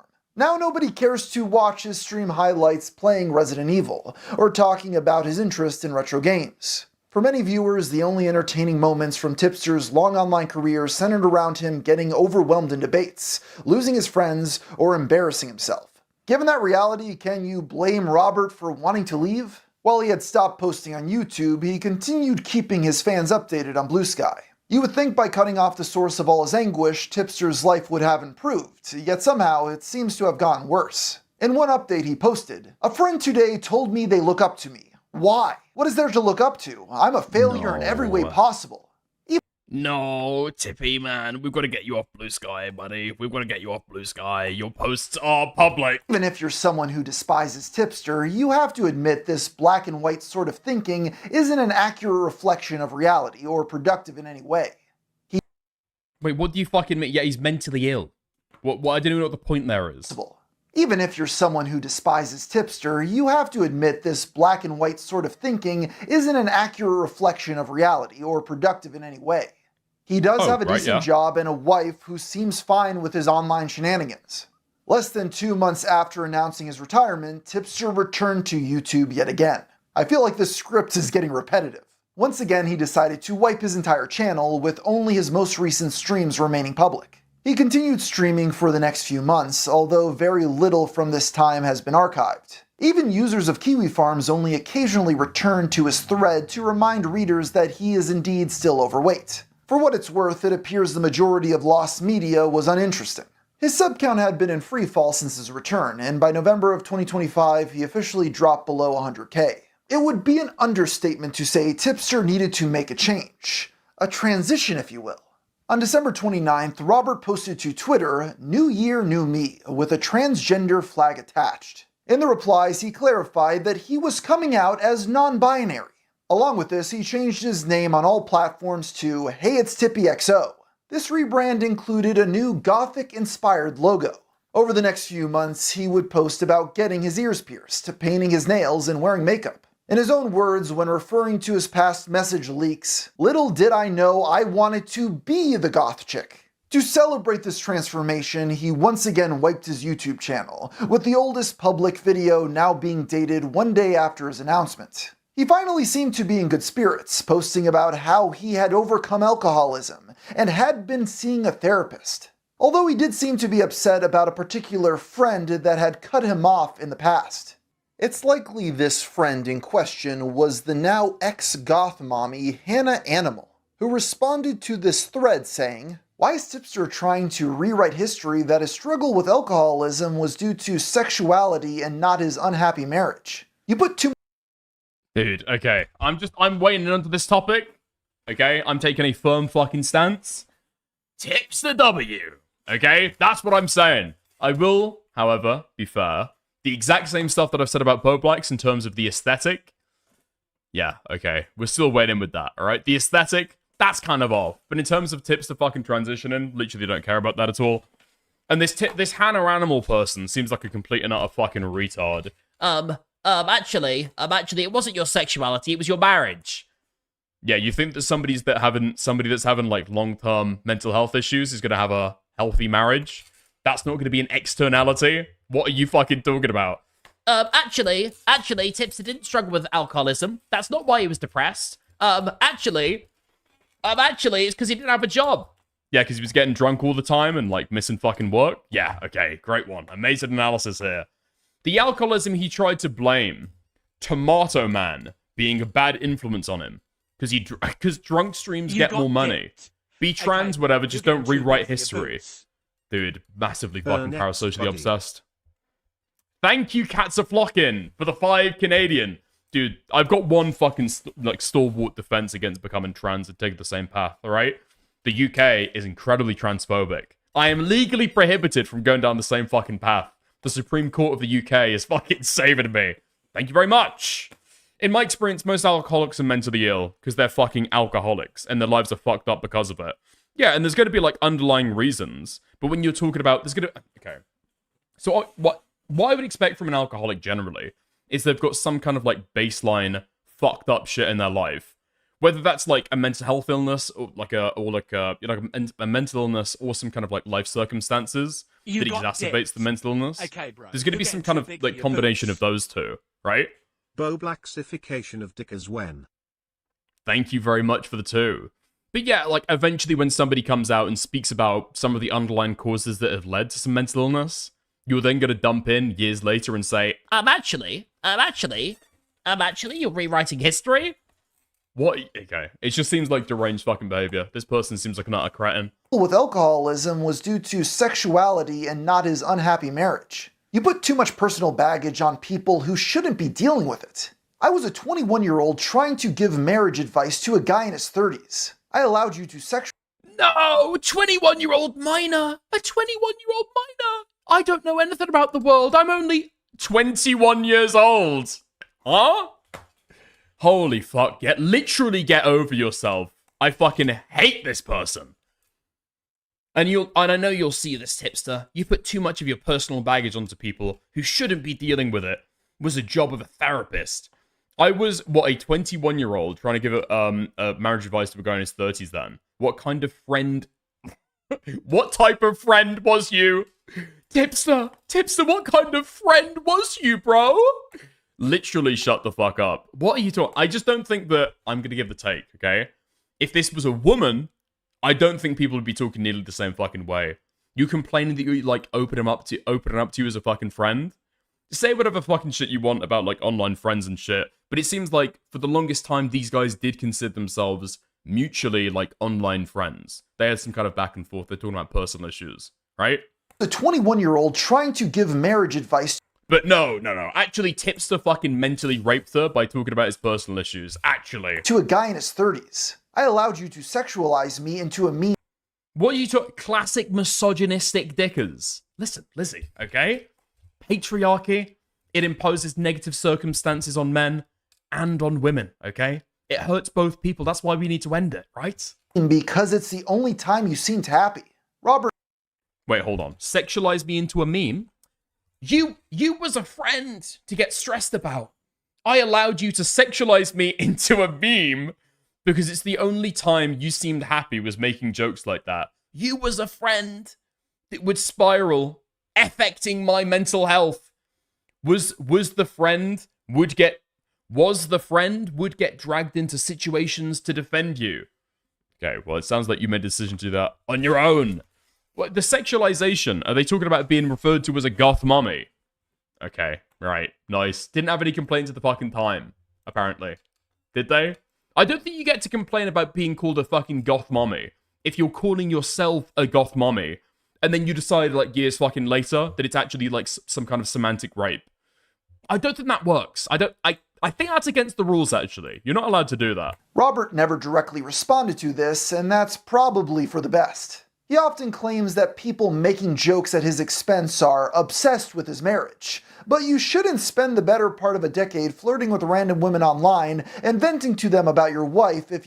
Oh, dude, okay. This is the fucking angle we're taking with this now. Let's go. Is this woman even black? Like, does she have an excuse to type like that?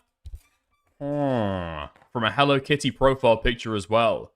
What's up, sister? That's a very, very good insight. Thank you. If you expect any other outcome. Most recently, in his Discord server, the domain of the goth mommies, we can see that Robert's mental health has once again declined. While the exact reason for this is currently a mystery, it is a pattern that is likely to repeat. As of writing, Tipster is 39 years old and seemingly still spends most of his days trauma dumping to people half his age over Discord. This is not behavior that's conducive to success or personal growth. Fortunately for Robert, he has fallen so far from the spotlight that he would have to do something truly insane for anyone to bother documenting it going forward. After spending the majority of his adult life online, he has little to show for it. In the past, he had tried to create an echo chamber around himself, blocking anyone who attempted to pierce his bubble. But now, streaming to less than 10 viewers, he has, in a sense, achieved that. Perhaps this is the best possible outcome for Tipster. While other lolcows will likely have I don't know. What, Tipster's got a fucking wife earning 6k, streaming as a fucking hobby because he enjoys it, playing the games that he fucking wants. Tipster won. Tipster absolutely fucking won. Every moment tracked for the rest of their lives. Dude, Ryle, what the fuck are you saying in chat, dude? Dickers hates having his bubble pierced. Have you had a couple drinks before you're typing in my fucking chat? What the fuck is that? You are foul. Robert can quietly fade into obscurity playing Resident Evil. Women. A big thanks to Fume for sponsoring today's video. Click the link in the description down below to try it out for yourself. Damn. Okay. Nice. I would say, like, the fundamental difference between Tipster and Boblex is that it might have taken a while, alright? But I mean, Tipster kind of moved on from the community, is doing his own thing that he decides that he wants to do, and he's just leaving it alone now. What is Boblex trying to do right now? What is Boblex trying to do? He's trying to come back to streaming, because he sees that a lot of people are, snarking Nicholas Urio while they're live streaming. And then he's coming back to, like, shit-talk Nick constantly, to be able to get back in good graces with people. To be able to, I don't know, integrate himself in, like, this side of the fucking stream, commentary stream, community. No. No. No. No. No. Tipster fucking won. 100%. Yeah. Boblex can't do good snark. I don't think Boblex has got the personality to be able to do good snark. I also don't think that Boblex has necessarily got the personality to fit in with this side of commentary and the way that a lot of the viewers interact with it. You got dicked. I mean, I don't think that Boblex remembers that it was this side of the community. Oh, fuck, that's a good point. Thank you, Simpman, for the 2, and for keeping me honest, right? Okay. I'll just say they. I'll say they to be a little bit more neutral, alright? Thank you for the 2. But yeah, Boblex, they seem to forget that, you know, it was this side of the community that outed them about their predilections, I believe. And then also, I mean, Queen was on a fucking live stream with Chud, ripping into him. Them! Ripping into them, whatever, I don't give a fuck. About their, like, sexual interests. Whether we're gonna be seeing them in a dress anytime soon. The fucking BPD comments as well. Yeah, I don't know. I actually don't know. It's got to be some kind of, like, personal feud. This ended up with Boblex thinking that he's going to take down Nicholas Durio. It's just not going to fucking happen. I think Boblex is maybe trying to, like, you know, ride the fucking wave. But I don't think it's going to go anywhere, realistically. Yeah, but there we are. There we are. You shouldn't be inhaling essential oils, dude. What, is it bad for you? Okay. I can't really say a lot, can I? Just being, like, totally honest about it. I don't think I can say anything. Is it worse than vaping? I can't imagine that it's worse with vaping. The thing that I've heard about Fume time and time again is that it just tastes like shit. It just vaguely smells like stuff. It's just not worth the fucking time. Why are you leather-strapped and South Park Canadian? No, I've seen this. I've seen that Himpleton has been sexually harassing me on his live stream. It's not escaped my notice. You know, I've been seeing him doing that. I've been keeping tabs on it because people have been sending it to me. Truly very disgusting stuff. Very, very disgusting stuff. I thought... No, I'm not gonna go in for that. I'm not gonna go in for that. I was gonna make a sexploitation joke, but that's probably a little bit... That's taken a little bit too far, actually. Right. I don't mind Himpleton doing that at all. I don't care. Everything gives you cancer and makes your balls shrivel. Just pick one you like. Is there one that boosts your chance of cancer, but, like, leaves the balls alone? I take that one. I think I'll take that one. Wait, hold on. Actually, cigarettes boost your fucking testosterone. Right? Yeah, when you look at, like, differences between, you know, now and then, now and 50 years ago, about the testosterone differences between men now and then. It's like, A, overweight. You know, being overweight reduces your fucking testosterone, boosts your estrogen, because muscle and fat produce different, like hormones and stuff. And then the second thing is smoking. Smoking increases your testosterone by like fucking 50%. It's crazy. Or maybe it's 15%. I'm not sure. Cigarette boosts your cancer. It does boost your cancer. Yeah, that's an unfortunate side effect. You know, very unfortunate side effect. Microplastics. I'm not sure.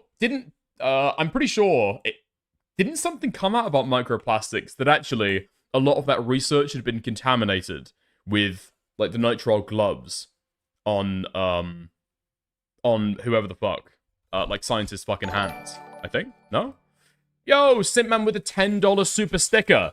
Video game controller evolves into a muscular version of itself under the word level plus.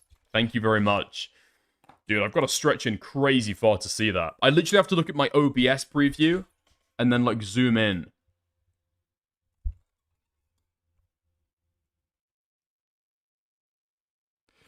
Okay. Yeah. I think maybe a little bit too much internet. I think maybe I've reached my maximum capacity. That might be enough internet for today. Okay. I just realized I just described, like, moving my head forward as zooming in. Yeah, okay, never mind. We're gonna move on to a new topic now. Dude!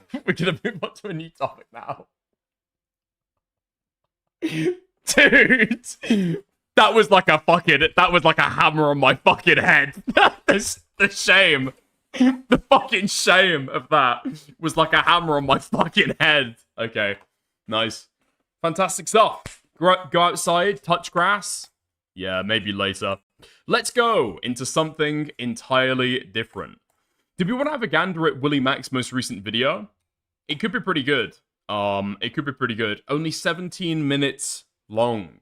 I guess Willie has discovered the fact that coming to a story several weeks late and giving the most fucking trite opinions that everybody already agrees with is not a winning strategy. Yeah, he tried that with the Lego videos, and they totally fucking flopped. Nobody is here. Nobody's here for the fucking for the Lego drama, dude.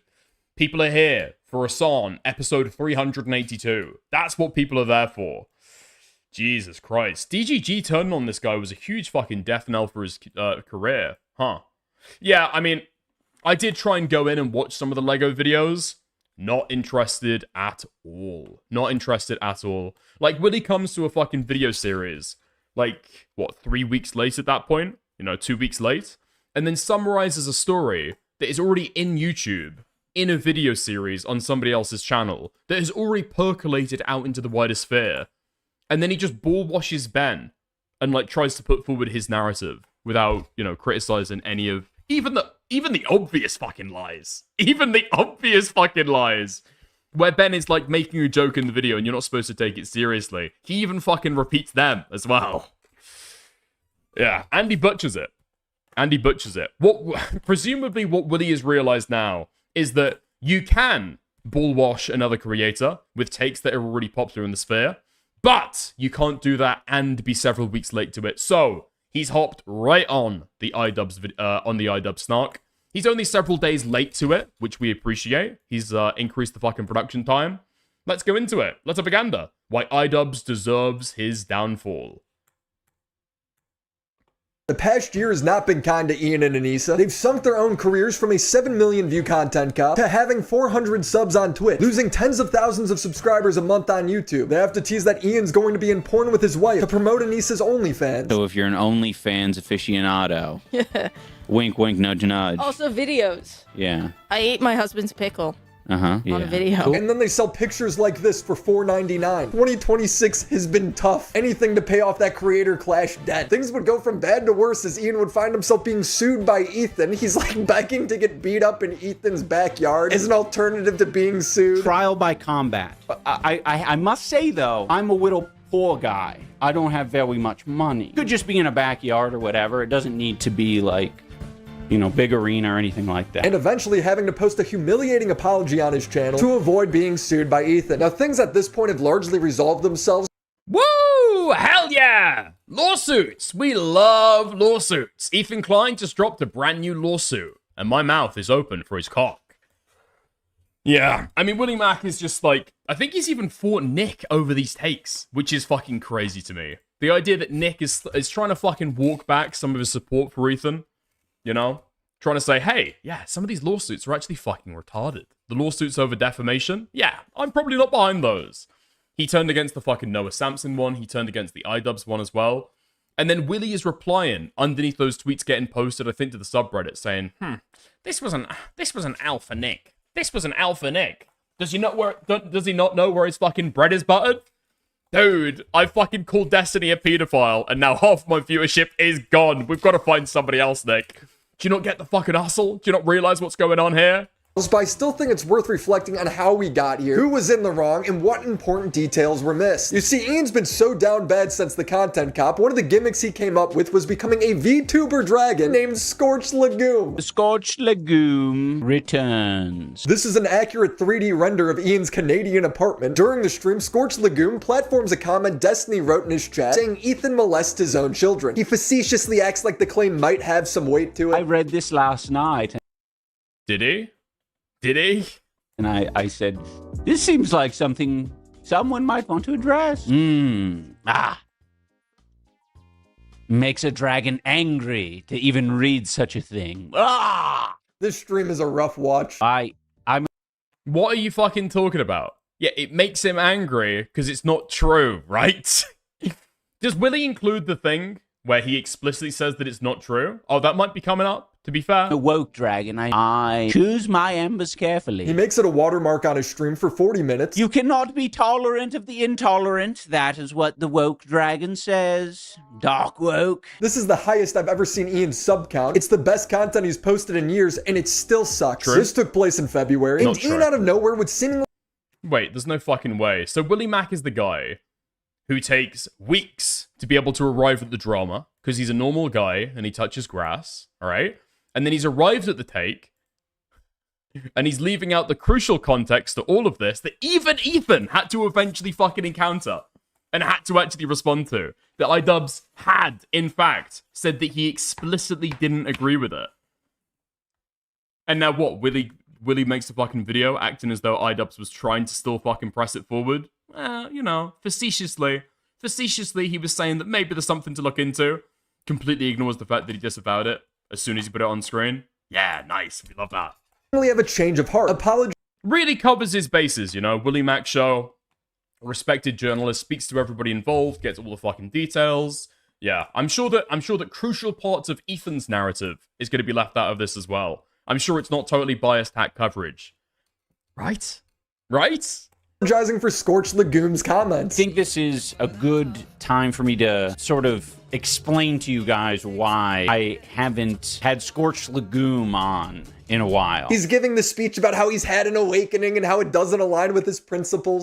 With having the Scorched Legume on, I've been indulging the dark side a little too much. I have my own principles, my own values, and I'm like, it's the destiny thing about Ethan and his kids. I think I stepped too far out with this one, where it's like I don't want to spread that because it's just negative and it's not true. I don't believe it. Wow, the empathy meter is shooting off the charts with this one. But it's revealed that the only reason why Ian expressed this change of heart is because he received a cease and desist from Ethan. The second iDubbbz stopped talking about us happened to coincide when I took into my service some fine Canadian lawyers. It's not because they're principled, not because he's above it. And although I do find it hilarious that Ian's... Yeah, despite the fact that Ethan is now retracting the lawsuit because iDubbbz gave basically the exact same apology, it's under the threat of a fucking cease and desist. I agree, okay? I've given this take, right? I've been honest about it throughout. I don't know that iDubbbz is necessarily sincere in any of this stuff. Maybe he is, maybe it's not. At this point, it's kind of impossible to tell, right? But Ethan is the one who's switched up and is now saying that he's accepted the apology. He now thinks that it's legitimate. He asked explicitly for iDubbbz to give her another apology. Now, I'm wondering why. And I'm wondering if that will be discussed in this video as well. Main motivation for apologizing wasn't his deep values, but the threat of a lawsuit. That doesn't change the fact that this lawsuit was hard for a lot of creators to get behind. One, because Ian complied with the cease and desist. Some fine Canadian defamation. Yeah. I mean, you know, Jimmy Savile, when all the rapes came out, it was really hard to get behind him. No, it was roundly condemned. People weren't lacking support. People were openly fucking condemning it. Even the framing there. Even the fucking framing. Did Willie Mack have that in his first fucking video talking about Destiny? When Destiny CSAM was, you know, roundly condemned? Did people struggle to get behind that as well, Willie? Defamation lawyers that sent a letter to Anissa and Ian demanding a retraction and a halting of the defamatory statements. Ian did that. And even if you think it's not authentic, him doing it should still mean something. And two, the lawsuit is lacking a lot of principle. Ethan says he's not suing Destiny for his comment because legally it doesn't meet the bar in the United States. He wrote some dumb heinous joke, quote unquote joke, horrible thing, in the context of us beefing. In a scrolling chat like that's not enough to sue someone over. Destiny made the comment, man. Literally. I mean, this is just a fundamental. I mean, it's a huge just misunderstanding of how the defamation laws work. It doesn't matter that Destiny said it. Ian's the one that rebroadcast it. Way bigger. To be honest, there's probably more people in Destiny's offline chat than on Ian's stream. Ethan then explains that since Ian moved to Canada, that opens him up to a lot of defamation lawsuits that wouldn't otherwise work in the States. If he lived I think Ethan only ended the lawsuit because Oliver Tree died. The timeline on that just doesn't really make sense, right? So, 3 days before Oliver Tree died, while Ethan is responding to Charlie Moist Critical, he says, iDubbbz, you know, all I want from iDubbbz is a sincere apology. And suddenly it's not going to court. That's interesting. As soon as Moist Critical weighs in, puts his thumb on the fucking scales of the drama, suddenly now all Ethan wants is a sincere apology. I don't know why you'd give somebody a second crack at the fucking whip if you thought the first apology was insincere. The second apology is going to be insincere as well, right? But Ethan gave that charity to him. Convenient timing. And then, you know, days later, it did happen to coincide with Oliver Tree dying. But if you look at the timeline of Ethan initially given the fucking olive branch, it doesn't make sense with the timeline there. in California, I wouldn't even bother threatening to sue him. Because in our great state, we have anti-slap laws that make it extraordinarily difficult to sue public figures for defamation. But let me tell you something about Canada. Defamation laws ain't quite the same up there. But you live in America and state that you like those laws better. Ethan then goes as far as saying that because of Canada's defamation laws, his own show couldn't exist in Canada. This is definitely actionable here in Canada. In America, you could say that, but in Canada... Why do you think we do our show here? Exactly. Exactly. You think I could do this show in Edmonton? I'd be ruined. Be ruined. And Ethan's not just joking here. I've seen him call Dan Clancy a pedophile, even though there's no evidence supporting that. Yo, let's go! Okay, thank you. I appreciate it. I don't know if it was Queenman directly or one of Queenman's agents who got to Willie Mac's show, but we appreciate that. Yeah, thank you very much. Got him the proper talking points. Dan Clancy or whatever, like the CEO of Twitch, and being pedophile. And just like Ian, Ethan gives a brief sentence walking it back before pressing the issue farther. Okay, well maybe not, but maybe like What? I don't know if that's true. Wait, what do you mean like Ian? When are we going to include that in your fucking video about Ian? When are you going to include that in the fucking iDubbbz video? Why do you include that context for Ethan, where he explicitly walks it back, but don't include that for iDubbbz at all? How fucking weird. How fucking strange. Definitely not. That wasn't even... It's crazy as well. For iDubbbz, it's like a 20-second fucking clip where he says verbatim, I don't support this, and there's a very fucked up thing to say. Hold on, that wasn't even what the accusation. You're gonna be the one. I'm saying I don't know, but Dan, you can't say in good conscience that you know for sure he's not a pedophile.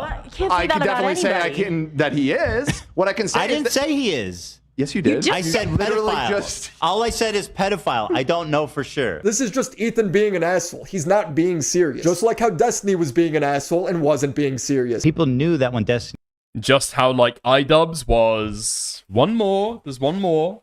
There's one more there. He said it was like... he was just being a dickhead. And if you watch Scorched Legume's stream, it's pretty clear that he's not being serious, and he's also just being a dick. Yo! You know what? I don't hand these out very often. I don't hand these out very often at all. But I will say, that was not a pause Andy. I'm going to give Willie a W for that one. He's role-playing a VR dragon, for Christ's sake. Okay, so I do want to say, I don't agree. Oh my god, and we're giving him a second fucking W for the defamation disclaimer as well. Agree with what's being said in this comment here. But I'm putting it on screen because I think it should be addressed because it's a big, bold accusation that's very fucked up. Now, I understand that part of the motivation behind... Let's go! Listen, okay? I'm totally fucking fair. I set the fucking expectation. Willie Mac's show has met it. Let's go. Suing Ian is because he advocated for false CPS calls against Ethan and his... Wait, sorry. Okay, hold on. We need to... What? Part of the motivation behind suing Ian is because he advocated for false CPS calls against... When did he do that? Wait, okay, dude. Immediately when I give him 2 fucking W's, it already goes up to the side of a fucking cliff. When did he do that exactly? You can say, I don't know, I've played it several fucking times already. I've taken the W's back immediately, okay? They've been voided. They're no longer valid. He cannot redeem them. Like, I played it several times already. The bit in the content cop that people reference for this stuff. You can say that he's being callous. You can say that he's not taking Ethan's concerns, I don't know, necessarily seriously. No, I wouldn't even say that, actually. You can say that he's being callous or uncaring or only looking at one particular part of the issue. What you cannot say is that he's advocating for full CPS calls. He's saying that it's bad. He's saying that it's fucked up. He's also saying that Ethan shares some kind of culpability there. That's the argument. He lays it out explicitly. If you're misunderstanding it, you are misunderstanding it intentionally, right? You're going in there with a fucking colored view or something. There's no way to look at the text of that and honestly come away with iDubbbz was supporting the fucking CPS calls. Against Ethan and his children. That's why he doesn't care about Palestinian children when he... Wait, hold on. What? Makes a claim about iDubbbz? Uh-huh. Shows a denim clip. Huh? Is neglecting his own... How is this happening? How is it happening? How is this happening? Cry me a river. Her chat like saying, oh, we're gonna call CPS, oh, someone should call CPS. It's not even remotely like that. In fact, a CPS call is warranted. And when other people see that he's talking about his children getting giardia from dog poop, people are quite reasonably concerned. There was nothing reasonable about Wait, hold on. And now we're going to include... this, by the way. Yeah. But when this whole thing started, when Whoa. Hold on. I think we might have missed something out there. Quite reasonably concerned. There was nothing reasonable about this. Is he talking about the snarkers? Is he talking about Denims? Is he talking about Bernardo? Is he talking about any of these fucking people that you just showed? Or is he talking about this? Is he talking about this right here? Is he talking about this right here? The fact that even H3 fans were concerned about what was going on there. By the way. But when this whole thing started, when CPS came to my house, came on the show the same day, and I told everybody the rules of engagement have changed. But I meant that. These people went after my children. And maybe you didn't make the call, Ian, but you fucking love the people that did. You think it's like a silly game for content or something? Yeah, okay. I mean, this is based. This is a W. I mean, he's showing that it is guilt by association 100%, right? It's not for me. I've been very sympathetic towards Ethan through all of this, but the lawsuits still need to come from a principled place. I agree with Ethan's copyright lawsuit, not just because these people have been awful towards them, but also because I don't think streamers should be getting up and leaving as the Yeah, Hassan's not getting sued, you fucking retard. Get with the program. video is still playing. I don't think they should just be silently sitting there. Ooh, ruled fair use. Tentatively, mind you. While eating or smoking. And I certainly don't think streamers should be able to say that their intention is to steal viewership from the original work. If you enjoyed not giving any views to that terrible video, follow, subscribe, throw a prime. If you like the content, if you enjoyed your time here. She had over 40,000 live viewers. She was one of the biggest streamers on Twitch that day. Ethan pursuing this makes sense to me because dude, it's in response to a fucking chat comment as well. It's just so fucking retarded. Man. I mean, at the very least, he's not falling into the most retarded pitfall, you know? He's not saying that somehow legally that's super fucking relevant. But, you know, it's not, actually. It's not. Because even if he loses, which he might, the community still gains better clarification for what qualifies as fair use react. No. I did predict that this was going to be the fucking quote from H3 fans, but I thought that it would be retards on Twitter saying this facetiously to be able to rage bait people. Actually, the lawsuit copyright strikes were actually, or the copyright lawsuits were good because we even got better free speech protections. Ethan just wanted to clarify things for people, you know? Gambling with fair use precedent. Gambling with fair use precedent. Come on now. Are we going to give that to Matt Haas? Just thinking. Just wondering. Are we going to give that to Matt Haas? He's actually a champion for fair use, guys. He was a hero of the platform. Do you guys all remember Matt Haas, the guy who sued Ethan Klein? Yeah.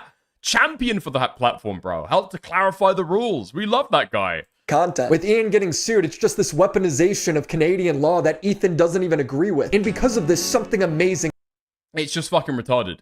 Are the copyright lawsuits not a weaponization of the legal system? You think that Ethan Klein actually gives a fuck about Frogan streaming about the shit to her fucking 50 viewers? She gets so fucking low viewership. I've heard rumors recently she's on fucking welfare, bro. She's never fucking made it as a streamer. She will never make it as a streamer. We really care about the fucking 50 viewers that are watching it through Frogan. Yeah? Yeah. Obviously Ethan fucking doesn't. This is all malicious all the way through. Things started to happen. People started defending Ian and Anissa. It's a miracle. And that to me says that you were just trying to take advantage of those laws, the lax nature of those laws in Canada, to get revenge on someone that has wronged you. And it's like, Ethan sent a cease and desist. Ian ceased. Even PPP from the Keno Casino is like Ian's greatest adversary, came to his defense. He wrote, Ian once said, either all of it's okay or none of it's okay. The implication being that being in a free society, we must tolerate some speech that we find distasteful, disgusting, or even untrue in order to preserve our general liberties. Ian Joma has since stated that after he matured, he believes that none of it's okay. I said either it's all okay or none of it's okay. And that's just so dangerous and stupid. He moved to Canada. Oh, what? Sorry. And is Ian now saying that he's okay with people getting fucking lawsuits over that? No. That's not what he was saying at all. Canada, a country that sadly agrees with his newfound views. It's hard to find any sympathy for the position he finds himself in, especially since he was signal boosting perhaps the worst thing you could say about anyone, let alone their former best friend, that they molest their own children in a context where CPS had been called for BS reasons, and you justified the CPS calls to millions of people. It's very easy for me to laugh at Ian getting sued and say you reap what you sow. However, private attacks on speech are just as serious as attacks from the state. I cannot support this lawsuit in principle. All of Ian and Anissa's greatest haters have risen up to defend him, and they have been horrible to some of these people. He claimed that Charlie's content was a pipeline to supporting Nick Fuentes' politics, and Anissa has implied that the Kino Casino are pedophiles. But they're all defending Ian and Wait, really? I'm not aware of that law. Fuentes' politics, and Anissa has implied the N-word is defamation. I mean, I guess it is. I guess it is if you say that a white guy is an N-word, you know? I guess would that cause you reputational harm? Okay, I'm not gonna wade into that fucking shit. I'm not gonna fucking burst that bubble, actually. After seeing the CSAM stuff surface about Andy Warski, I have to say I'm a little over it too, sadly. I didn't know about that. So I think I'm done playing with the Kino crowd. I didn't know. Now I cannot unknow. that the Kino Casino are I don't know, man. I heard the audio of Andy Warski from Kino Casino asking if he could post certain pictures of a 15-year-old without being told no by the other person. I heard him discussing cropping things to make it look okay to show online. Doesn't look good. I'm over it. pedophiles. But they're all defending Ian and Anissa here because Ethan is just making a bad move. Now this newfound... I've got to be honest, I'm not aware of any of the Andy Warski CSAM stuff, although I know that other people have spoken about it before. Goodwill lasted about 5 minutes because Anissa didn't read the tweet, saying this fat yogurt-faced moron doesn't understand that if Ethan wins, this means that him and his buddy could be sued by many creators in the near future. She then gets community noted because that's literally what PPP's tweet was saying, and then she copes by saying it was too long for her to read. They make it so hard to feel bad for them. PPP immediately takes it all back. On the basis that Anissa cannot read, I now fully support Ethan Klein. He then points out that Anissa defamed him and his co-host. Then he says, I try to be nice and stand by my ideals on speech, but nothing other than total submission is acceptable to these people. They genuinely believe they did nothing wrong and that everyone needs to suck them off. Well, no, he didn't just say that, did he? He said that Anissa was making a veiled legal threat against them. The people can't. And then look the replies. Water for them, including myself. I was wrong. I tried to defend them in Felt H3, but then Anissa couldn't even read my tweet. So if you can't even fucking read, you deserve to lose everything. And I just don't even give a fuck anymore. And my biggest criticism of Ethan Klein, really, is that he brought these fuckers back from the dead. Like, let them fucking rot. Ethan destroyed iDubbbz. The dude's on stream groveling at the... I mean, let's be fucking real. PPP spent sentences and paragraphs and fucking... Dude, if this was written out on fucking paper, it would be like 3 fucking miles long. And then at the very end, he says, But, crucially... I don't support these lawsuits. I mean, dude, I don't know. It makes itself so fucking liable to misrepresentation. Fuck it, yeah. Anissa can't read. Cool. Opportunity to get beat up in Ethan's backyard because he can't afford a lawsuit. Trial by combat. I'm being deathly serious when I say that. Could just be in a backyard or whatever. It doesn't need to be like, you know, big arena or anything like that. But I must say though, I'm a little poor guy. I don't have very much money. He's offering his wife to debate on his behalf. I will participate in whatever. We could debate any topic. Whatever it is. I'll pick the losing side as well. Make him defend Israel. A lot of people have heat for my lovely and talented wife, Anissa. She can debate something. I'll just sit in the chair in the corner, okay? I'm being extremely serious when I say those things. He's literally willing to accept a humiliation ritual. Have Harley bonk him on the head. It might reboot him. Ethan said that if he had apologized again, he'd drop the lawsuit. I don't think he's ever genuinely apologized or reckoned with the fact that like what he did was so extraordinarily fucked up. If he did that, I would probably drop the lawsuit. That's it. That's all I ever wanted, honestly. And Ian did, posting it on his main channel this time. I do think it's important to share a little bit of my side of the story, but I don't want to take away from the purpose of this video, and that is to apologize to Ethan Klein and his family, especially his kids. And the apology is good, but he's not apologizing for the false CPS calls, the human skulls comments. It is just for him showing the Destiny comment on. What the fuck? He took the full CPS calls. He's now got to apologize for the full CPS calls. What, did he fucking phone them himself? He didn't do that shit. He didn't do it. In fact, the fucking, the comments that he made were after the fact. Months after the CPS calls. They weren't preemptive. Oh god. Oh god. There's a comment from Destiny, and I even said that I don't agree with it, but it sort of highlights how I knew that it was a wrong thing to. Did he even make any comments on the skulls? Now, he did make comments on the skulls, and I disagreed with him at the time. I still disagree with him. The idea that that shit is supposed to be taken as fucking humorous? No, actually. No.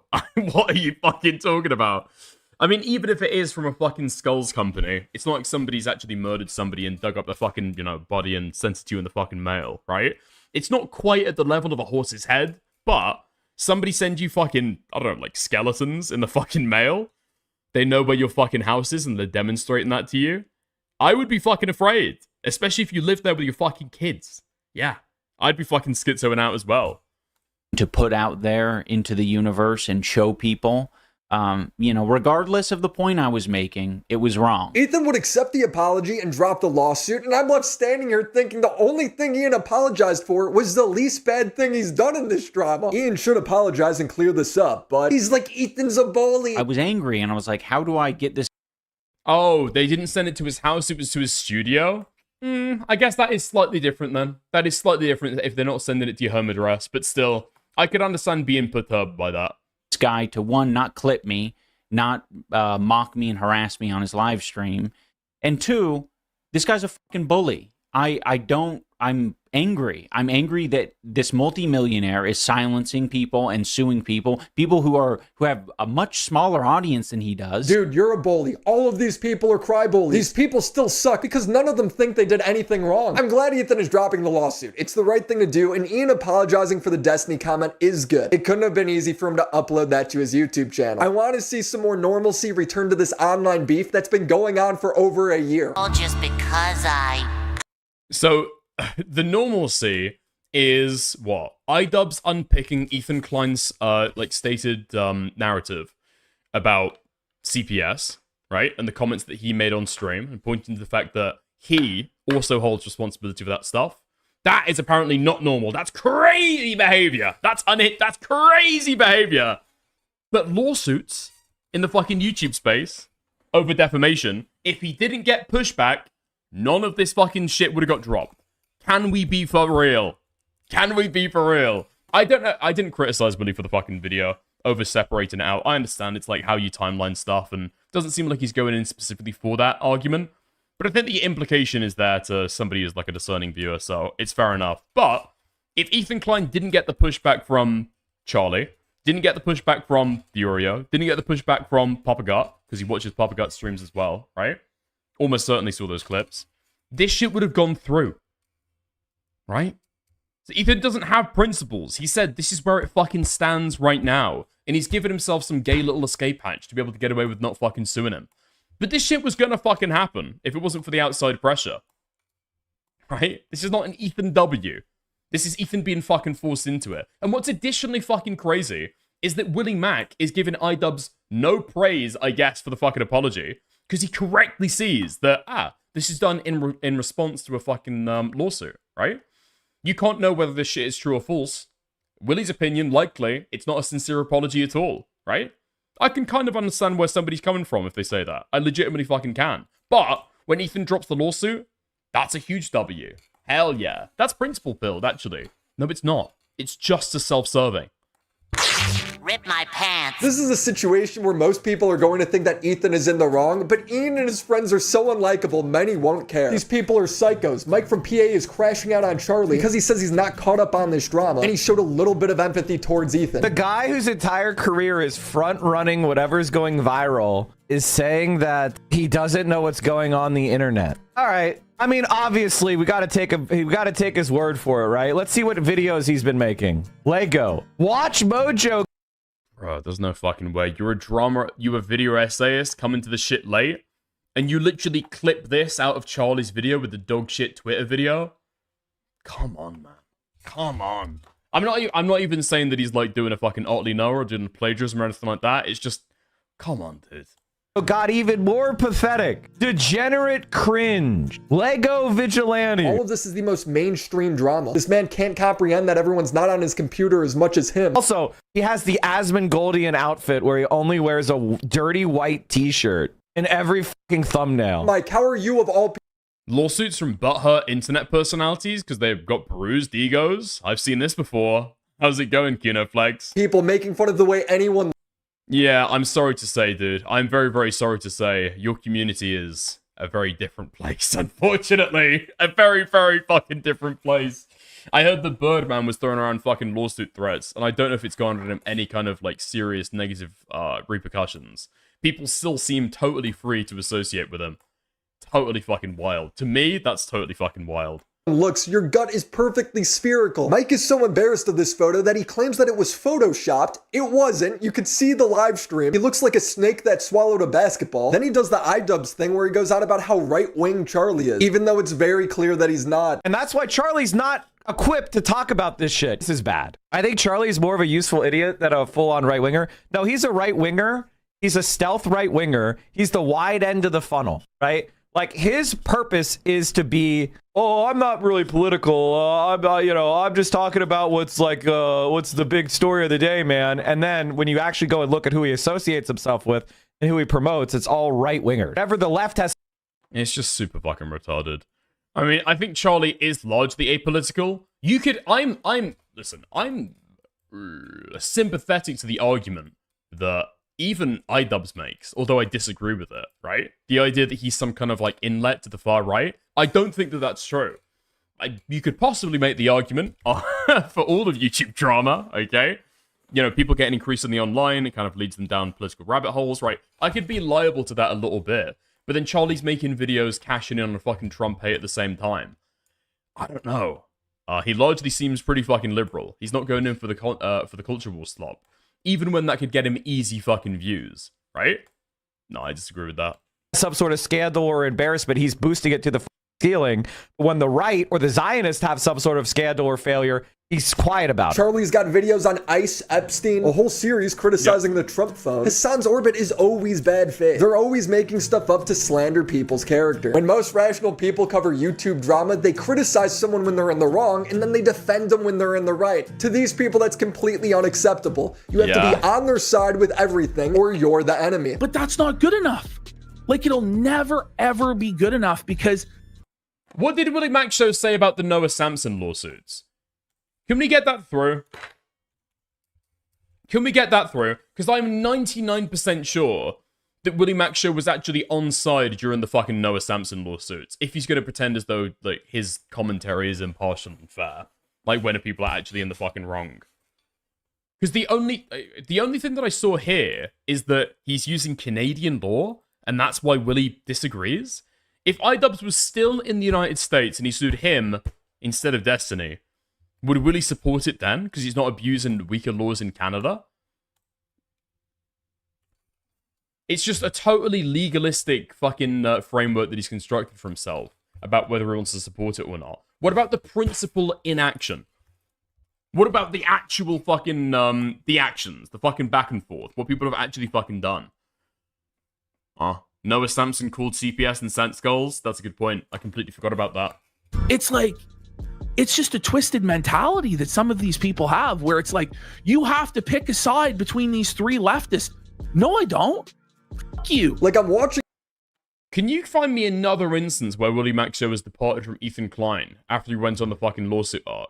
Like a single video. I don't know, like a single tweet. Something like that. Hassan react to Mike from PA attacking Charlie, and he's going, guys, this is a bad tactic. This is the real way you get Charlie to make more videos on Ethan. I think we gotta be tactical here. And tactically speaking, if we're being super fucking straightforward about this, you got to think about the utility. The utility of assuming that Moist Critical is perfectly knowledgeable about the lawsuits. Whether that's the case or not doesn't matter. I don't know if there's a lot of utility in bringing that to the forefront rather than being like, hey, this video was great. And there's a lot more information out there. You know, if you if you take a look at it, I think you would have a different perspective. Because I do think that it sided perhaps or gave far too much charitability to the party that is engaging in frivolous litigation. He's giving snark directives on stream. I want to wrap up this video by saying... What?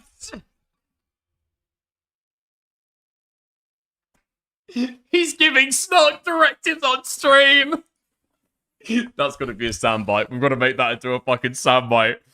Hassan has given a totally fucking fair take. While you might disagree with what Charlie's saying, why the fuck are you condemning him? Totally worthless to fucking do. Right? He seems sincere, point him in the right fucking direction. And that's giving fucking snark. Well, orders received, okay? Thank you. Grand Mufti Hassan. I appreciate your wisdom on this matter.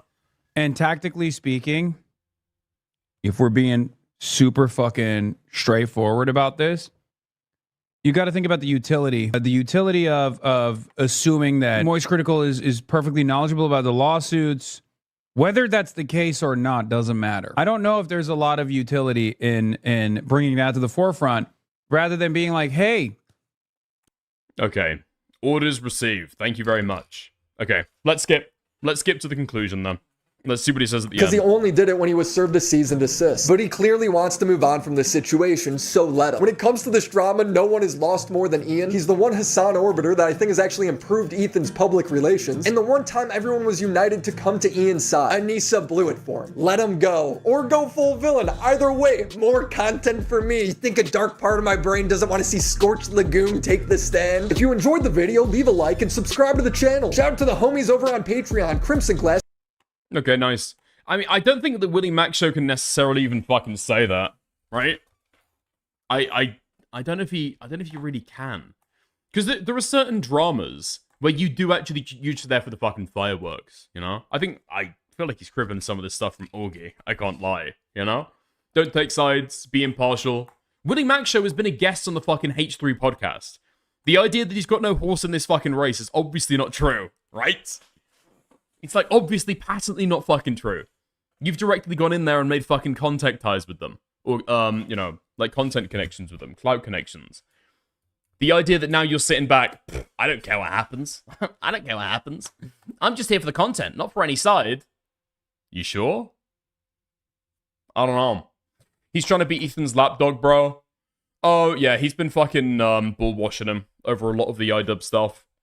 Yeah, over the Casey-tron. Over the fucking denim stuff. Yeah, basically all of that. Oh my god.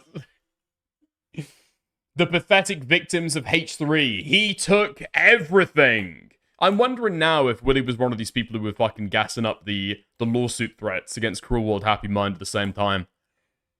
I don't remember a lot of people fucking talking about that shit. But Ethan would. When he was reacting to a video on stream, he would do this time and time and time again. He would gas up the idea that he might start suing these people for the YouTube videos they made as well. Weird for there to be such a fucking heel turn. Or is the temperature changed? Is that it? Is that it? Yeah. Okay. There we are. Look, I'm gonna head off. I appreciate Himpleton with the raid. Thank you very much for that. Love you lots. Alright. I'm probably gonna raid you guys out to Gokunaru. And I will see you again tomorrow, okay? Ethan can't sue people for telling the truth. Tell that to Noah Sampson, alright? You're not supposed to be able to sue for opinions, but it's America. You can sue over anything. Whether you win, that's a different story, I guess. I want to thank everybody who showed up to stream today. I hugely appreciate it. And huge apologies for the gap in between, okay? I don't know what the fuck happened to my internet there. Really fucking brutal. And I forgot to turn on the setting where it, like, didn't split up the fucking live streams and automatically end when my internet gets fucking raped, okay? So huge apologies for that. Thank you even more to the people who liked the stream. We hugely appreciate that. And then, once again, the tip of the pyramid. Thank you the most to the people who supported the stream. Okay, couldn't do it without you. I want to thank Nate, Let It Go, Simpman, Lizzie, Kit Katzer, Queen Comet, Will Is Me, and Anyaki. Thank you, thank you, thank you. And there might be other people on the last stream that I didn't thank, but still hugely appreciate those people as well. All right? Nice. I liked and dono and sent a sticker. Thank you, Weasley Little Liar, dude, for the donations on the last stream. So, again, huge apologies to people who donated for the fucking the first half of the stream, and that isn't coming through now. Hugely appreciate it, okay? Anyway, lots of love. I'll see you guys tomorrow. I'll chat to you soon. And I'm going to go and fix my internet, hopefully, okay? Nice. Go and say good hello to Gokanara for me. All right, lots of love. Bye.